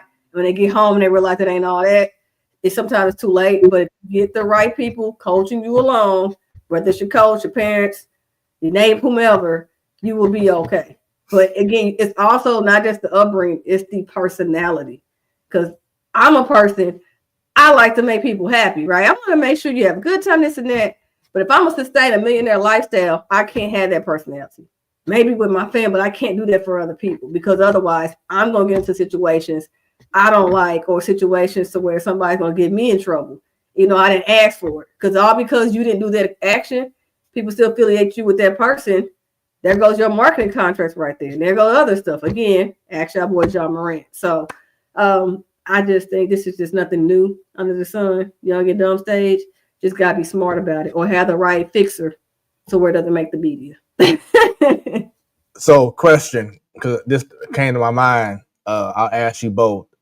As I brought up LeBron James earlier, how his best friend Rich Paul is his agent. Hey, do this, don't do that, whatever. Let's say, buddy, that in your field that you get to a certain level where you just sign your first multi-million-dollar deal, like this is your money. Would you hire a accountant who is not family related, someone who knows you, that will make sure that your assets are right, that you're making the right decisions? Or would you go the other way and choose someone that you know very well, like a mother or whomever else, who you trust to be your accountant? The 25-year-old me, believe it or not, both. Checks and balances. So if I got to cut you $1 million to handle my money as a person that's not family, and then go to my trusted family member who I know's dollars and cents to go behind to make sure that stuff is right. And again, 25-year-old me, so I'm still fairly young, but just how my personality is, I would have done both. I was not as mature as Bunny. I walked on to the campus of the University of North Carolina not long after my 18th birthday, spent my first day on the quad, went home with a $10,000 credit card, because that's all there was on the quad, was people ready to give me money. And that took a long time to come back from that mistake. So as a young person, if I were signing my first contract, like, hell, I borrowed $40,000 from the U.S. government, and now I'm looking at them crazy. Like, why'd you give an 18-year-old $40,000 for college? You ain't know me like that. You didn't know I was good for it. So they looking at me, I'm looking at them. So no, who knows what young me would have done? I probably would have found out that people that agents get 8% of the, well, for the NFL specifically, get 8% of the final deal, no matter who that agent is, and been like, I'm going to negotiate this myself. I'm smart. So I get to keep 100% of this money. So I would have done terrible when I was young. Now I do things differently with my money. But yeah, when I was young, who knows what I would, yeah, y'all would have had to pray for me. But it's okay. It's expected. Again, that's hence why the credit card companies were preying on 18-year-olds, people fresh out of being under their parents' roof, because they know they didn't have that checks and balances or that stop, don't do that type person there. But again, that's why I mentioned earlier, it's on personality. So you talking about my big contract. Heck, when I was broke with my first paycheck, I'm tight with the coins.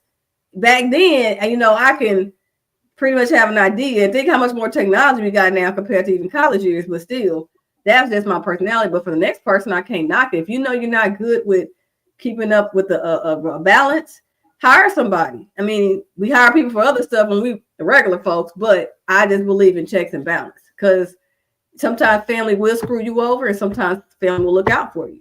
And then you got people who you pay to do stuff and it still screw you over. So you just hopefully it won't be either one, but it go with the territory and how my mind thinks.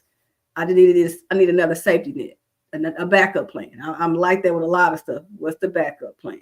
So that's why I said I need both, family and non-family. One of y'all got to be held accountable. One I can sue both of y'all, but you'd rather not do that to family, so I can sue the other person. I mean, I'm gonna come out of more money, but at least I know I ain't crazy. Because if I know my dollars and cents, you're not gonna have me looking like a fool with the IRS keep threatening me, and I'm like, I'm paying you to do this. Or you're not gonna have the bank saying you can't get any more funds. There's nothing in there. Wait, what? I'm gonna know just like you know. We're gonna know at the same time, okay?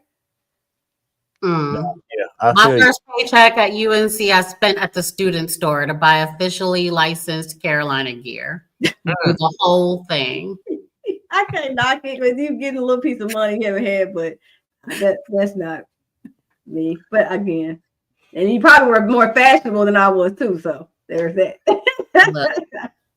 And for those watching, leave comments. Let us know if you had a big payday, multi-million-dollar deal, family or outside the family. Let us know in the comments. Miss Dub, I know you watching. Others, let us know which direction you would choose. Would you be like Bunny and be like, hey, I want one family member and I want one outside the family? Or would you be like Annie and be like, y'all just better hold on tight because I'm about to go on this ride? Everybody gets UNC shirts. Everybody gets UNC hats. Y'all, let me tell y'all real quick. When I graduated from college, me and my cousin sister moved in together and very quickly got behind, as they say, on the bills. And between the two of us, we had $30 to our name. We had like rent coming up, electric, phone, because we still had a house line, all that other stuff coming up. And so we just went and got a bucket of KFC and bought like $1 DVD from the Dollar Tree bin and was like, we're just going to enjoy our last night with money. This $30 pays off nothing. It gets us no closer to nothing. So we just going to have a family meal from KFC and watch this like Happy Gilmore on a $1 DVD from the Dollar Tree. So that's what Annie does. Yeah, I said 2 tiers. Look, literally 2 tiers in a bucket. Right. Right. Checking in Adam Sandler. That $30 went. Look, the dollar DVD bin. I love it. Because it wasn't going to make a dent in any of them bills. So why?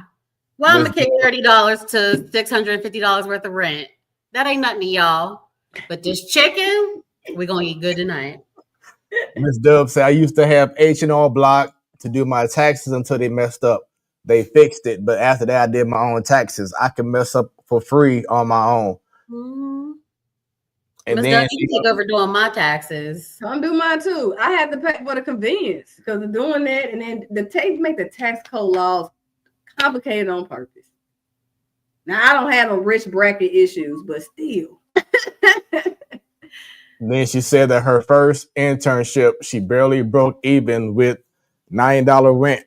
Second internship, she came out ahead despite 2 times the rent. Learning experience. Okay. Okay. All All right. that So $9 rent in 2025, that don't even get you a round trip of gas to and from somewhere now. Goodness. right. Whew. Shoot, I do want to say that Annie is better with money now. Annie has savings and IRAs and 401ks and life insurance and all the things. learning experience. Yeah. But younger Annie, I don't think I opted into the health insurance for a job until I was like 30. Because I was just like, why am I going to give you money? I'm invincible. And so I did not opt into my employer health People do insurance. that. They do that with the 401k too. Like 30. But They do that also, with the 401k. she just said that the big word that's been the issue with these young players. Invincible. Invincible. They feel like that they are invincible. And that's the biggest issue right there. But And they yeah, look up at as they're being invincible, and they look up the same people they used to follow and look up to, those athletes. Now they're that athlete, and they blink. Now they gonna be the old heads, or they are the old heads. They so invincible to where the kid 10 years ago that was in middle school following you is now the one that's getting drafted, and you know that you see how Father Time work, right? You don't stay invincible for long. You are good as you are, and you can be replaced. That's why I said that earlier. People in the invincibility mindset, you're replaceable too. They don't understand, which is fine, but sometimes it comes at a cost. That you ain't got no more money in your bank account because you're invincible. so before I move on to our next topic, I know that you came on a little bit later, and I'm not sure if you heard any of our previous conversation from our first topic. You not have my attention. So was there something that had your attention over the sports world, Bunny? How do we break this in so short of a time window? It could be a few things. We could talking about. Did y'all talk about the MLB PA and how they ready to duke it out? The MLB's president of their Players Association and the MLB's commissioner. Did y'all? No, we ain't talking about it, but go ahead and bring it up. Talking about Tony Clark. Did you heard the comment and collusion? I said, wait a minute now. We talking about we got to get ugly. They talking about taking the boxing gloves off. They're ready to shut down the season. Look, we're heard of lockouts. It's happened every sport. Has it happened in NFL? Definitely NBA's had it. MLB's had it before. Yeah, it has. And NHL, I'm assuming they've had it too. Players and people still went to the games, and that's why the NFL hasn't threatened a lockout since. Okay. And what about NHL? They've had lockouts. Okay. A whole season was wasted. Yep. All right. And I think last time once that happens, people don't want that deja vu again, so they're gonna try to fix it, right?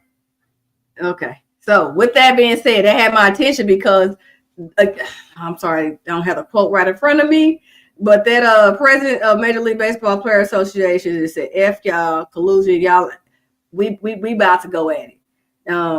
Mind you, the ESPYs is going on right now, y'all. By the way, did you already talk about that too? No, because the platform sports talk show is more important than the ESPYs.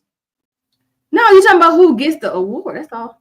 I just play. Oh, okay. I wasn't talking about watching.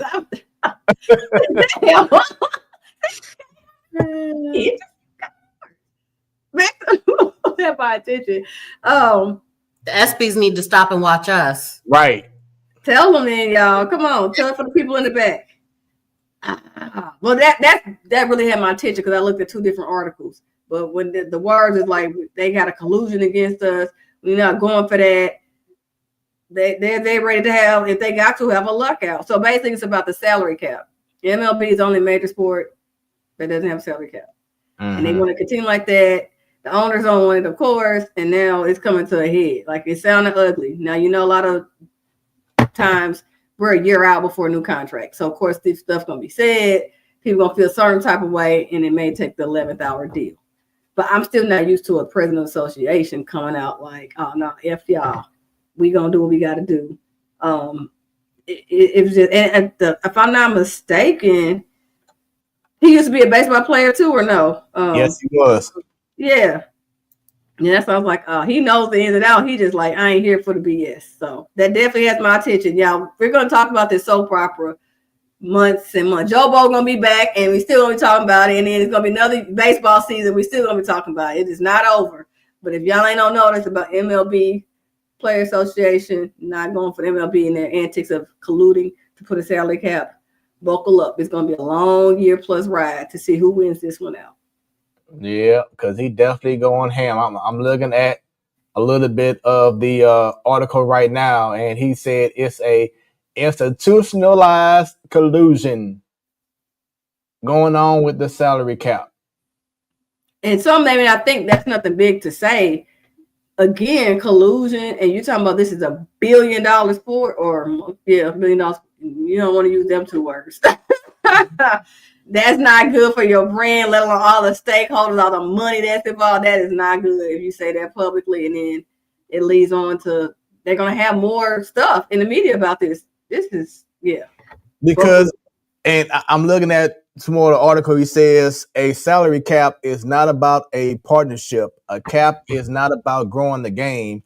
The cap is about franchise values and profits. Because you think about it, it goes back to the conversation Annie and I was having about the Pittsburgh Pirates. Like, just how much better is the league if a team like Pittsburgh can be financially competitive?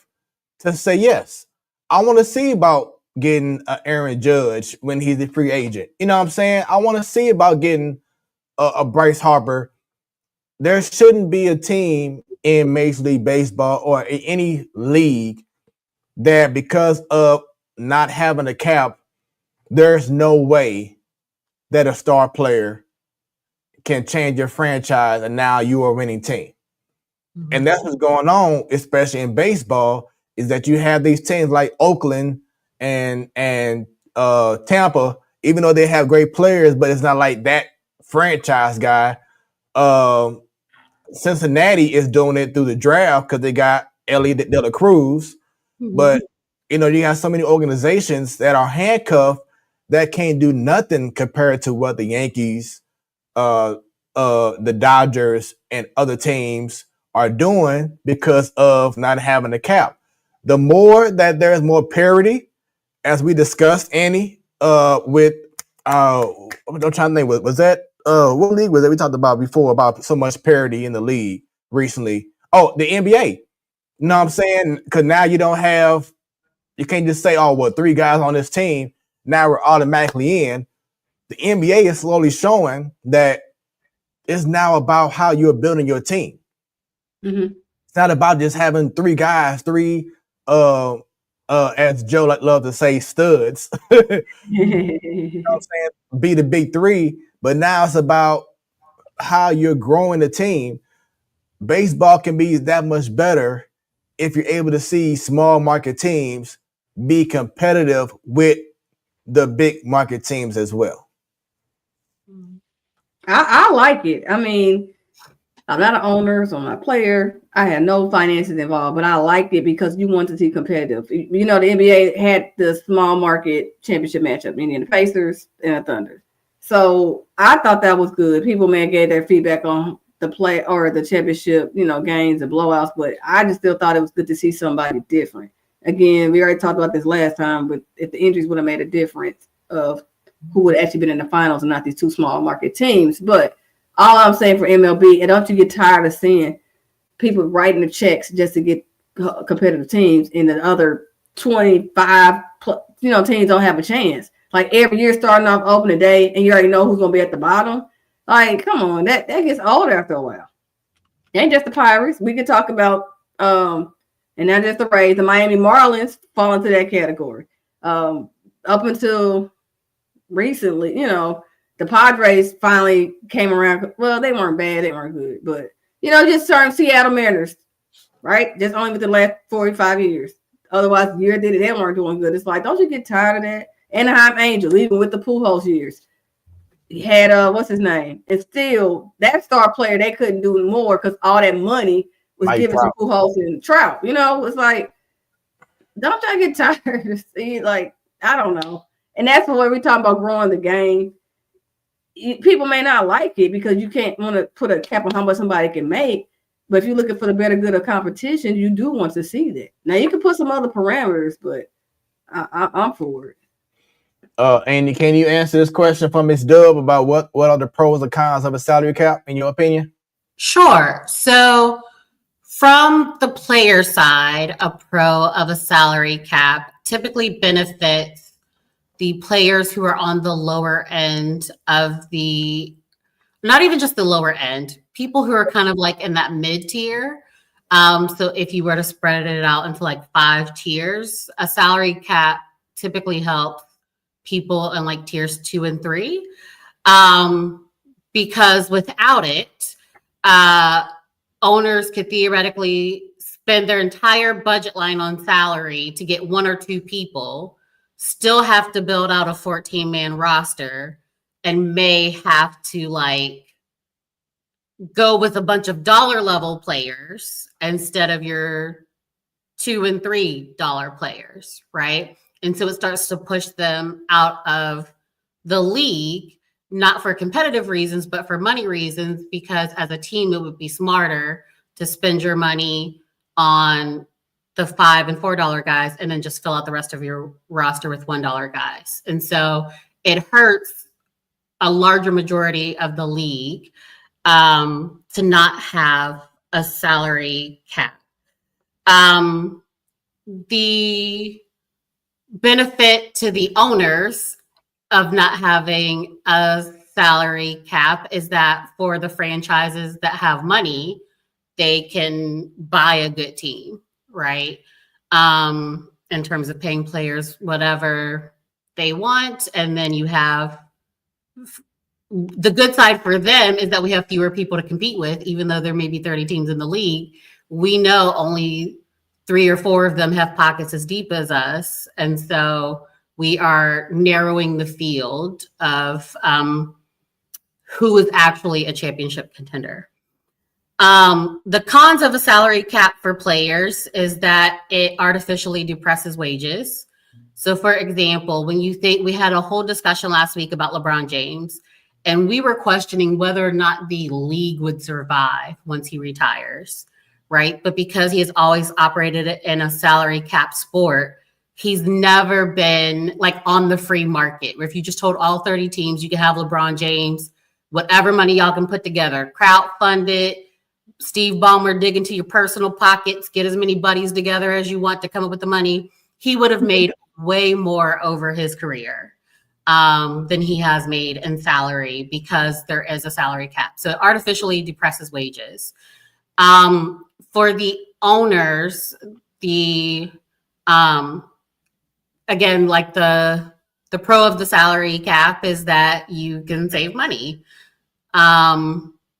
Again, because, and it also, I think another pro that the owners would say is that it makes roster construction into the future more predictable. So for example, with the NBA, not only having salary caps, but they also have tiers in salaries that are somewhat automatic. So if you've ever been on social media and you've seen like a picture that has like, I don't know, 25 players on it, and they're like, you get $15 to build your roster, and they have like some players that cost $5, some players that cost $4, some players that cost $3, some players that cost $2, some players that cost $1, and you can spend your $15 however you want to. You just got to come up with 5 people, right? That's kind of how the NBA actually works. It's not just a social media exercise. Like, you know, if you were drafted in this round, you've made met these benchmarks, you are eligible for the Supermax, right? And so a team seeing me on track to do that, not only know what it costs for me to play for them today, they theoretically know what it would cost for me to play for them in 3 years, right?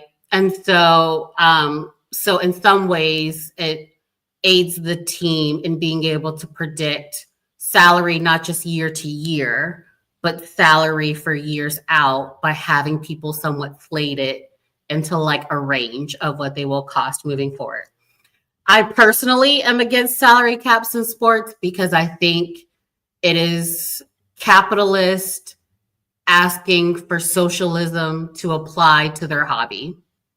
So many of the people who own teams made their money in very capitalistic ways, whether that was finance, real estate, or whatever, where it wasn't like, no, you got to play fair. I don't have as much as you starting out, right? They devoured people. They poached the best people from competitive companies, all those things. They played the market, all that stuff. They did high risk, high reward moves. And now you've made $1 billion. And now you get a team, which is essentially a hobby. It's not, except for some of the family-owned teams, it's not your main source of income. And now you want everybody to play fair when you didn't play fair in real estate. You don't want your employees on the free market like they were for your companies, where you could pick whoever you want to from whatever school you want to. You could entice them away from whatever other company. And now teams have drafts where you don't get to choose where you're going to play. This team sucked enough to now get the rights to you, basically. And so I just don't like when people who have made their money from capitalism are now being crybabies about a capitalistic way of running their leagues. And they essentially want socialism, which is like, let's all have the same. Let's give the same to everybody. Let's pull it up and divvy it up evenly and all this other stuff. And it's like, that's not how you got to own a team. And this is a hobby. So be a cutthroat capitalist here, like you were, and what allowed you to make enough to pay for employees to work for you now. So I am personally against salary caps. Well, Miss Dub, I hope that you have your answer, because she definitely broke it down. So thank you very much, Annie. Definitely appreciate that. That's why we have, once again, we are veterans. We're experts. We're experts. We know our stuff. Try us. The platform. Still TikTok. Annie's an expert. Oh boy, don't let them fans come back in the comments again. They gonna be trying to come for you. Where them fans at? Exactly. Let them come for me. Let them come for me. All right. So Miss Dub says thank you for such a detailed analysis. of course. Well done. Well done. That's what we're here for. So this next topic, I just like to come up with cool deals, topics to discuss. I think this one should be another good one. If you're an athlete, what's better? Being a star player, being that guy, the LeBrons, the Steph Currys, the whole nine, or the heart of the team, which I always bring up this to my wife. She didn't agree at first, but I think she did now. Of course, like with Golden State, Steph Curry is by far, we know he is the star. But I always say, to me, Draymond Green is the heart of the team. If he's not in their lineup, but if he's not in the starting five or not, he's not playing as great as Steph Curry and at the time Klay Thompson and at the time KD and whoever else. If Draymond wasn't on that court or wasn't part of that team, it was a huge void left off of that team. Mm-hmm. So to you, Bunny, to you, Annie, what do you feel is more important? Having a star player or having the heart of the team? I'll start with you first, Bunny. I think it's having the heart of the player. You're always going to have a star player of the team, and the star player of the team, they do fine being a star by themselves, but does that mean it's a winning team or a winning atmosphere, or does it help the team win? No, plenty of star players and they're on losing teams. So the heart of the team makes a bigger impact to me overall. I think, and you mentioned the Draymond Green as an example. Yes, I believe he's the heart of the team, and he does the stuff that people don't want to do, but he's also the voice in the locker room. Again, if you don't have people to buy in or don't, listen to you when you're trying to rally in the troops, you don't have a team. It's just people there showing up, but that's it. They're not actually trying to be as a one unit. So I definitely think the heart of the team goes a longer way than just having a star player, because you're going to have them, but they don't win like having a heart of a player. That equates to winning. uh, during the Bulls era, do you feel that there was someone on that team? Because we know who the star was, obviously, and Jordan is just a different breed than a lot of other players that you could try to compare. But do you feel that there was someone on that Bulls team, ladies, that was like the heart of the team, or was it just Jordan was the star and the heart?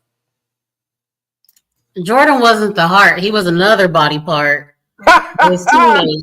Oh wow! Wait, don't come up with NJ now. Wait a minute. Don't you I don't know. I feel like there's not enough.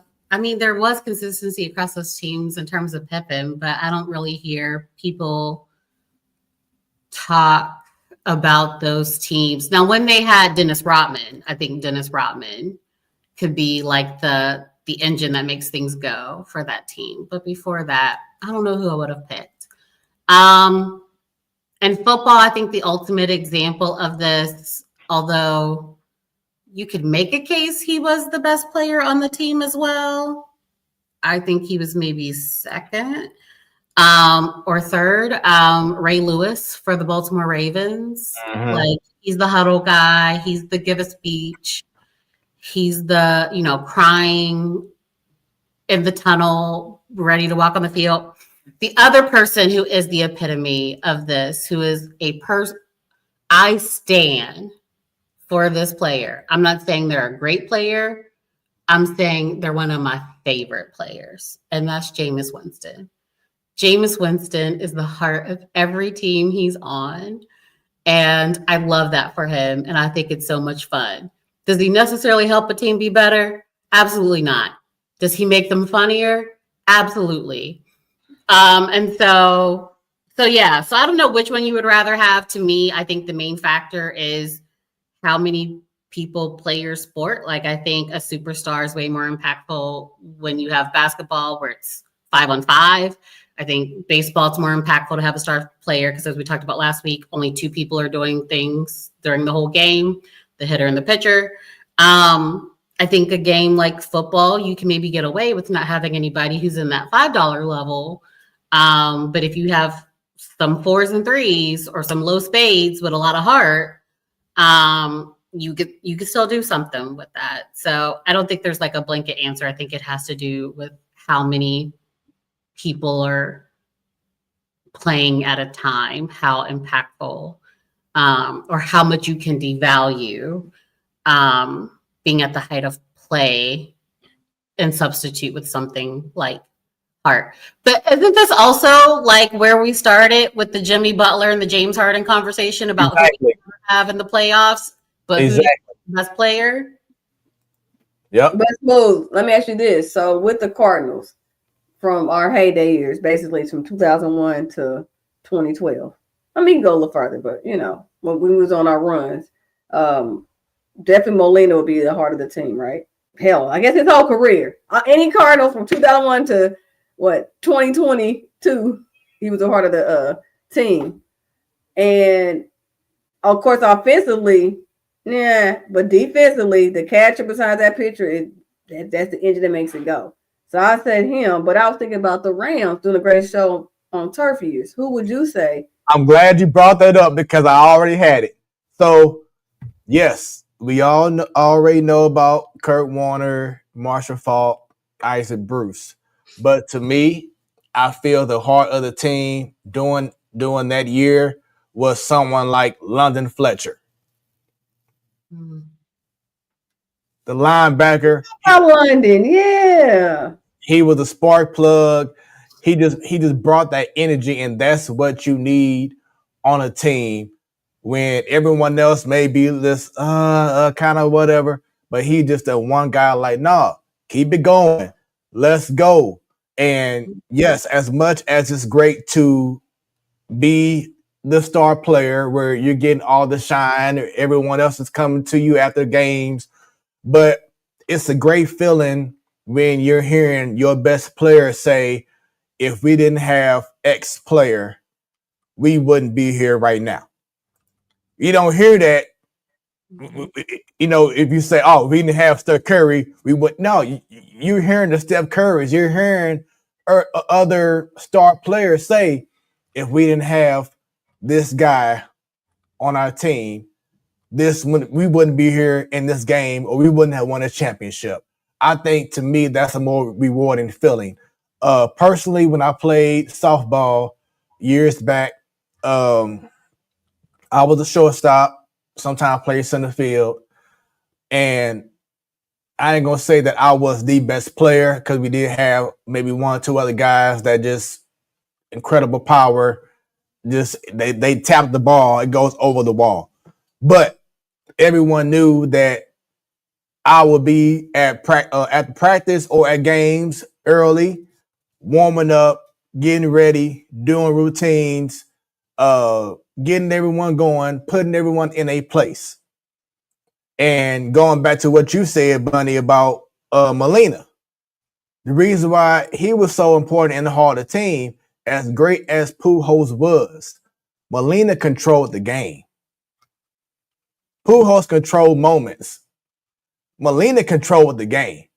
Mm-hmm. And if you didn't have that, it didn't matter if Pujols had 5 home runs, because your opponent may have had 10 to 20 runs, because you wouldn't have had Molina behind the plate.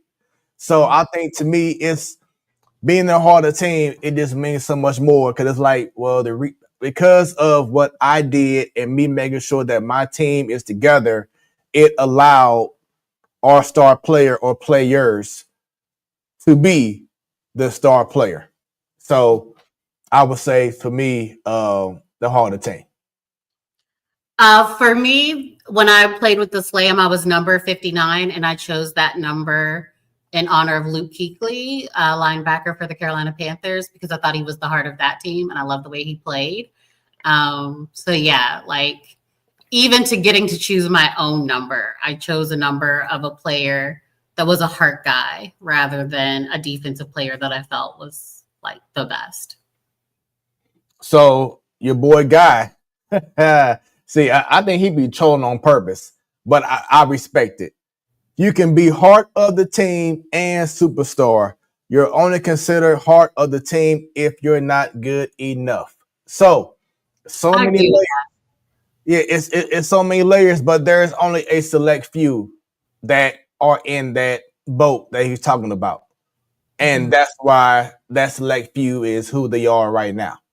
Yeah, I think if people are discussing you and they lead with, he's the heart of our team, they are in essence saying he was not our best player. I think if you were the best player and the heart of the team, people would lead the discussion with, he was the best player on our team. Mm-hmm.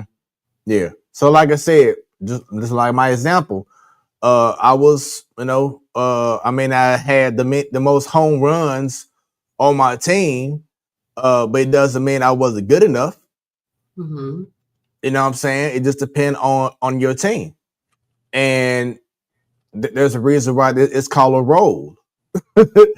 you know, and how do you fit in the role? Because that's gonna make your organization be successful over years. You think about how the Spurs had that run.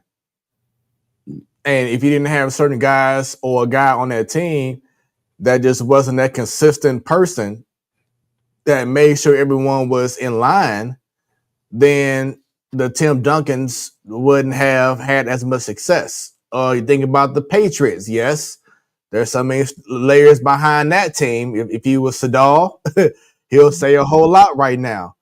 But yes, as great as Tom Brady was, I'm sure I can't pinpoint someone right now, maybe like a Teddy Bruschi or whatever, who was just that heart of the team that was there. May not have been as great as Tom Brady, but he was great for that team. And that's what matters. God says, I will say, a star makes the team more successful than the heart of the team. So I would say to Guy, this reminds me of the 2 years that Kevin Durant had at Golden State, where Kevin Durant was clearly the best player on the team, but Draymond Green was seen as the heart of the team. And when they clashed, they kept the heart of the team. They kept Draymond and let, Kevin Durant walk. So even with like the Warriors, we saw them be presented with that, and they chose the heart guy over the star player. And then think about that. Was it 2016 when the Cavaliers came back and won that series? What happened? Draymond did a stupid thing in Cleveland, was ejected from the game, missed the whole game, and Golden State didn't win the game ever since then. If he didn't make that stupid mistake, Golden State probably would have won in Cleveland, or at least won that whole series. Matthew Dellavedova was the heart of the Cleveland Cavaliers. Wait a minute now. I know more than some team not to be the star, but come on. Hold on. So with that being said, if the Pacers would have won, guess who would have been the harder team, Annie? No. If the Pacers would have won, Tyrese Halliburton would have been the heart of the team. Siakam could have made no, I won't say his name. Siakam could make the case that he was the star of the team. Halliburton would be the heart of the team. And we won't even let McConnell on the parade float. TJ McConnell, Bunny. No, we would. All the team. That's what you saying, the heart of the team? Come on. Guy says the best player was Steph, which is why KD wasn't necessary. What do y'all think? Who do you think during that 2-year run was better between Steph and KD for the Warriors? That's a great question. Just those 2 years. That's a great question. And anybody else watching can also answer, except for Guy. Please chime in, because when Steph won, when Golden State, won their first championship, was Steph the MVP? No. He should have been, but he wasn't. Who was MVP? Andre Iguodala. Exactly. Well, he earned it though. Go ahead. Exactly. I mean, he kept LeBron James from being Superman, and instead he played at Batman level. And so that was such an incredible feat at the time, but realistically, Steph should have had that MVP. Love Iggy, but yeah, Steph should have gotten it, but he didn't. And then during the Durant years, because of the threat of having Steph Curry, it did elevate KD to do what KD did, because he's a scorer. That's just what he is. Steph Curry's game, yes, he could shoot threes, but he also was a facilitator, whether it was directly or indirectly. So they bounced off of each other's greatness. So they may not have been as successful if they didn't have each other on that team. If it was just Steph on that team and not KD, I don't think Golden State would have won a championship. But what if it was KD, no Steph? If it was KD and no Steph, I would definitely say they wouldn't win either, because Steph, I feel, is a better, as you brought up with James Harden. Come on, guys. Get on my back. Mm-hmm. I got y'all. This is it. I don't see KD, as talented as he is, and that's been the biggest knock for him. He doesn't want it though. He's told people that, and they know that. They go with their territory. Exactly. He doesn't want it. Exactly. He doesn't want to have that spotlight where it's, give me the ball, everyone step back, I'm gonna take over, follow my lead, I got you. And like you said, he admitted that. But once again, having both of those guys on that team doing that run, I don't think that one would have won without the other. That's just how I feel about that team. Mm-hmm. It sounds like you're on Guy's side, though, so I'm going to have to hear about this later. Let's see. Guys say they double team Stephly. Exactly. Once again, because of the threat of Steph, and don't forget about Klay Thompson too. Iggy Open Finals MVP doesn't determine MVP. Then KD was a role player, defense, but leaving open the ball in his hands. So yeah, we agree with KD is that his makeup isn't give me the ball, everyone will get out the way. I'm gonna take over. This is my team. He was just a scorer. That's just what he is. Mm-hmm. He's Okay, so I would like to institute a new platform sports talk show rule. So for our little players association here, I propose as our new rule: no agreeing with Guy. You're gonna have to hear about it after the show. So let's just make a pact between the three of us. No matter what Guy says, we don't agree with Guy, and we support Annie. Support Annie at all times. Yes. So this has been negotiate that in our contract. Okay. I'll go ahead and get one doctored up, and I'll have it sent to everyone in the chat. But with that being said, this has been another amazing show. Great content, great conversations. Bunny, did you have any other that you wanted to bring up before we go ahead and end the show? No, I thank you for letting me come in later than anticipated. But like you said, great conversation, and shout out to the Platform Sports Talk Show being so dope that we said the SBs need to be watching us. Okay, if y'all ain't get that memo, hear it loud and clear. SBs, us, Platform Sports Talk Show, every Wednesday, 7 p.m. Central Standard Time. Social media platforms, we on there. But I'll let the producer take over. He knows what to say. So this one I have to disagree, because that the years that KD was on the Warriors, his defensive rating was amazing. He was doing a lot of things that you never would have thought you would have seen defensively when he was with OKC. He was never known for defense in OKC, but when he played with the Warriors, he was a huge factor. So right there, no contract signed yet, but I disagree with that statement from Guy that KD wasn't a factor on defense. He was a factor. Ms. Dub says one of the discussions I do want to bring up, which is going to be rare, and I wish Joe was on, but I do want to bring up because I did have it in a topic, but shouts out to Major League Baseball. I did watch the home run derby. I know Annie just enjoys baseball so much. She just loves the game. Just so exciting for her. I know she loves it. Just nonstop action. You know what I'm saying? Better than hockey, better than boxing, better than all the other sports. But shouts out to Major League Baseball and Roger Manfred. Yes, Roger Manfred. I know we call him Man Fraud in the past. Joe, if you're watching, shouts out to you. But the All-Star game was probably one of the best All-Star games they've had in years, because first off, they brought back players wearing their own jerseys. For the last couple of years, I think since 2020, they started wearing, wherever team that you went to, wherever city was hosting it, you just have like a city themed jersey for all the players. But they brought it back this year where every player was wearing their own team specific jersey. So that was a good look. Second, they had an incredible, what is his name? Excuse me, Hank Aaron tribute in like the 7th, 8th inning.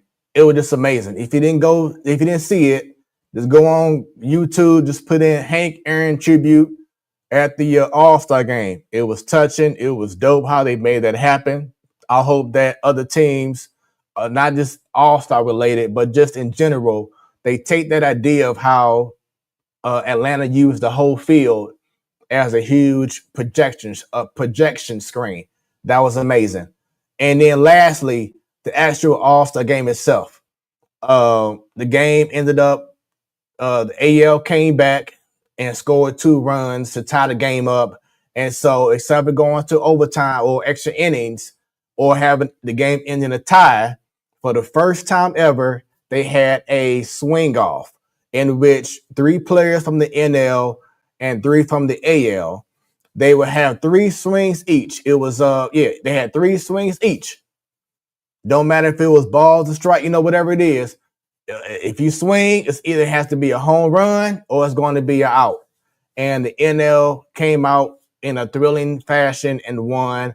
And it was just something, it's the innovation that's going to bring, I feel, more people to the game. So Roger Manfred is slowly, I'm saying this, but he's slowly making things happen to bring more eyes to the sport. Now, I did see on the other end, unfortunately, I did see that there was a source that said that MLB All-Star Game had one of its lowest rating in regards to the viewers. But for those who do watch the game, and I was amazed by it, it kept you in your seats in regards to the swing off. And they also brought in the ABS system. So if a player wanted to challenge a ball or strike, it only took maybe less than 7-8 seconds to determine if it was a ball or strike. We need that in the game to make the game better and faster and hold the umpires accountable. So I'm liking the direction that Major League Baseball is taking. Did you get a chance to watch any of the game, Bunny? I sure did. I tuned in right at the 7th inning stretch. Shout out to that bomb vocalist, that classically operated voice he had. Great. The tribute, only got a glimpse of it, but definitely the highlight, the swing off.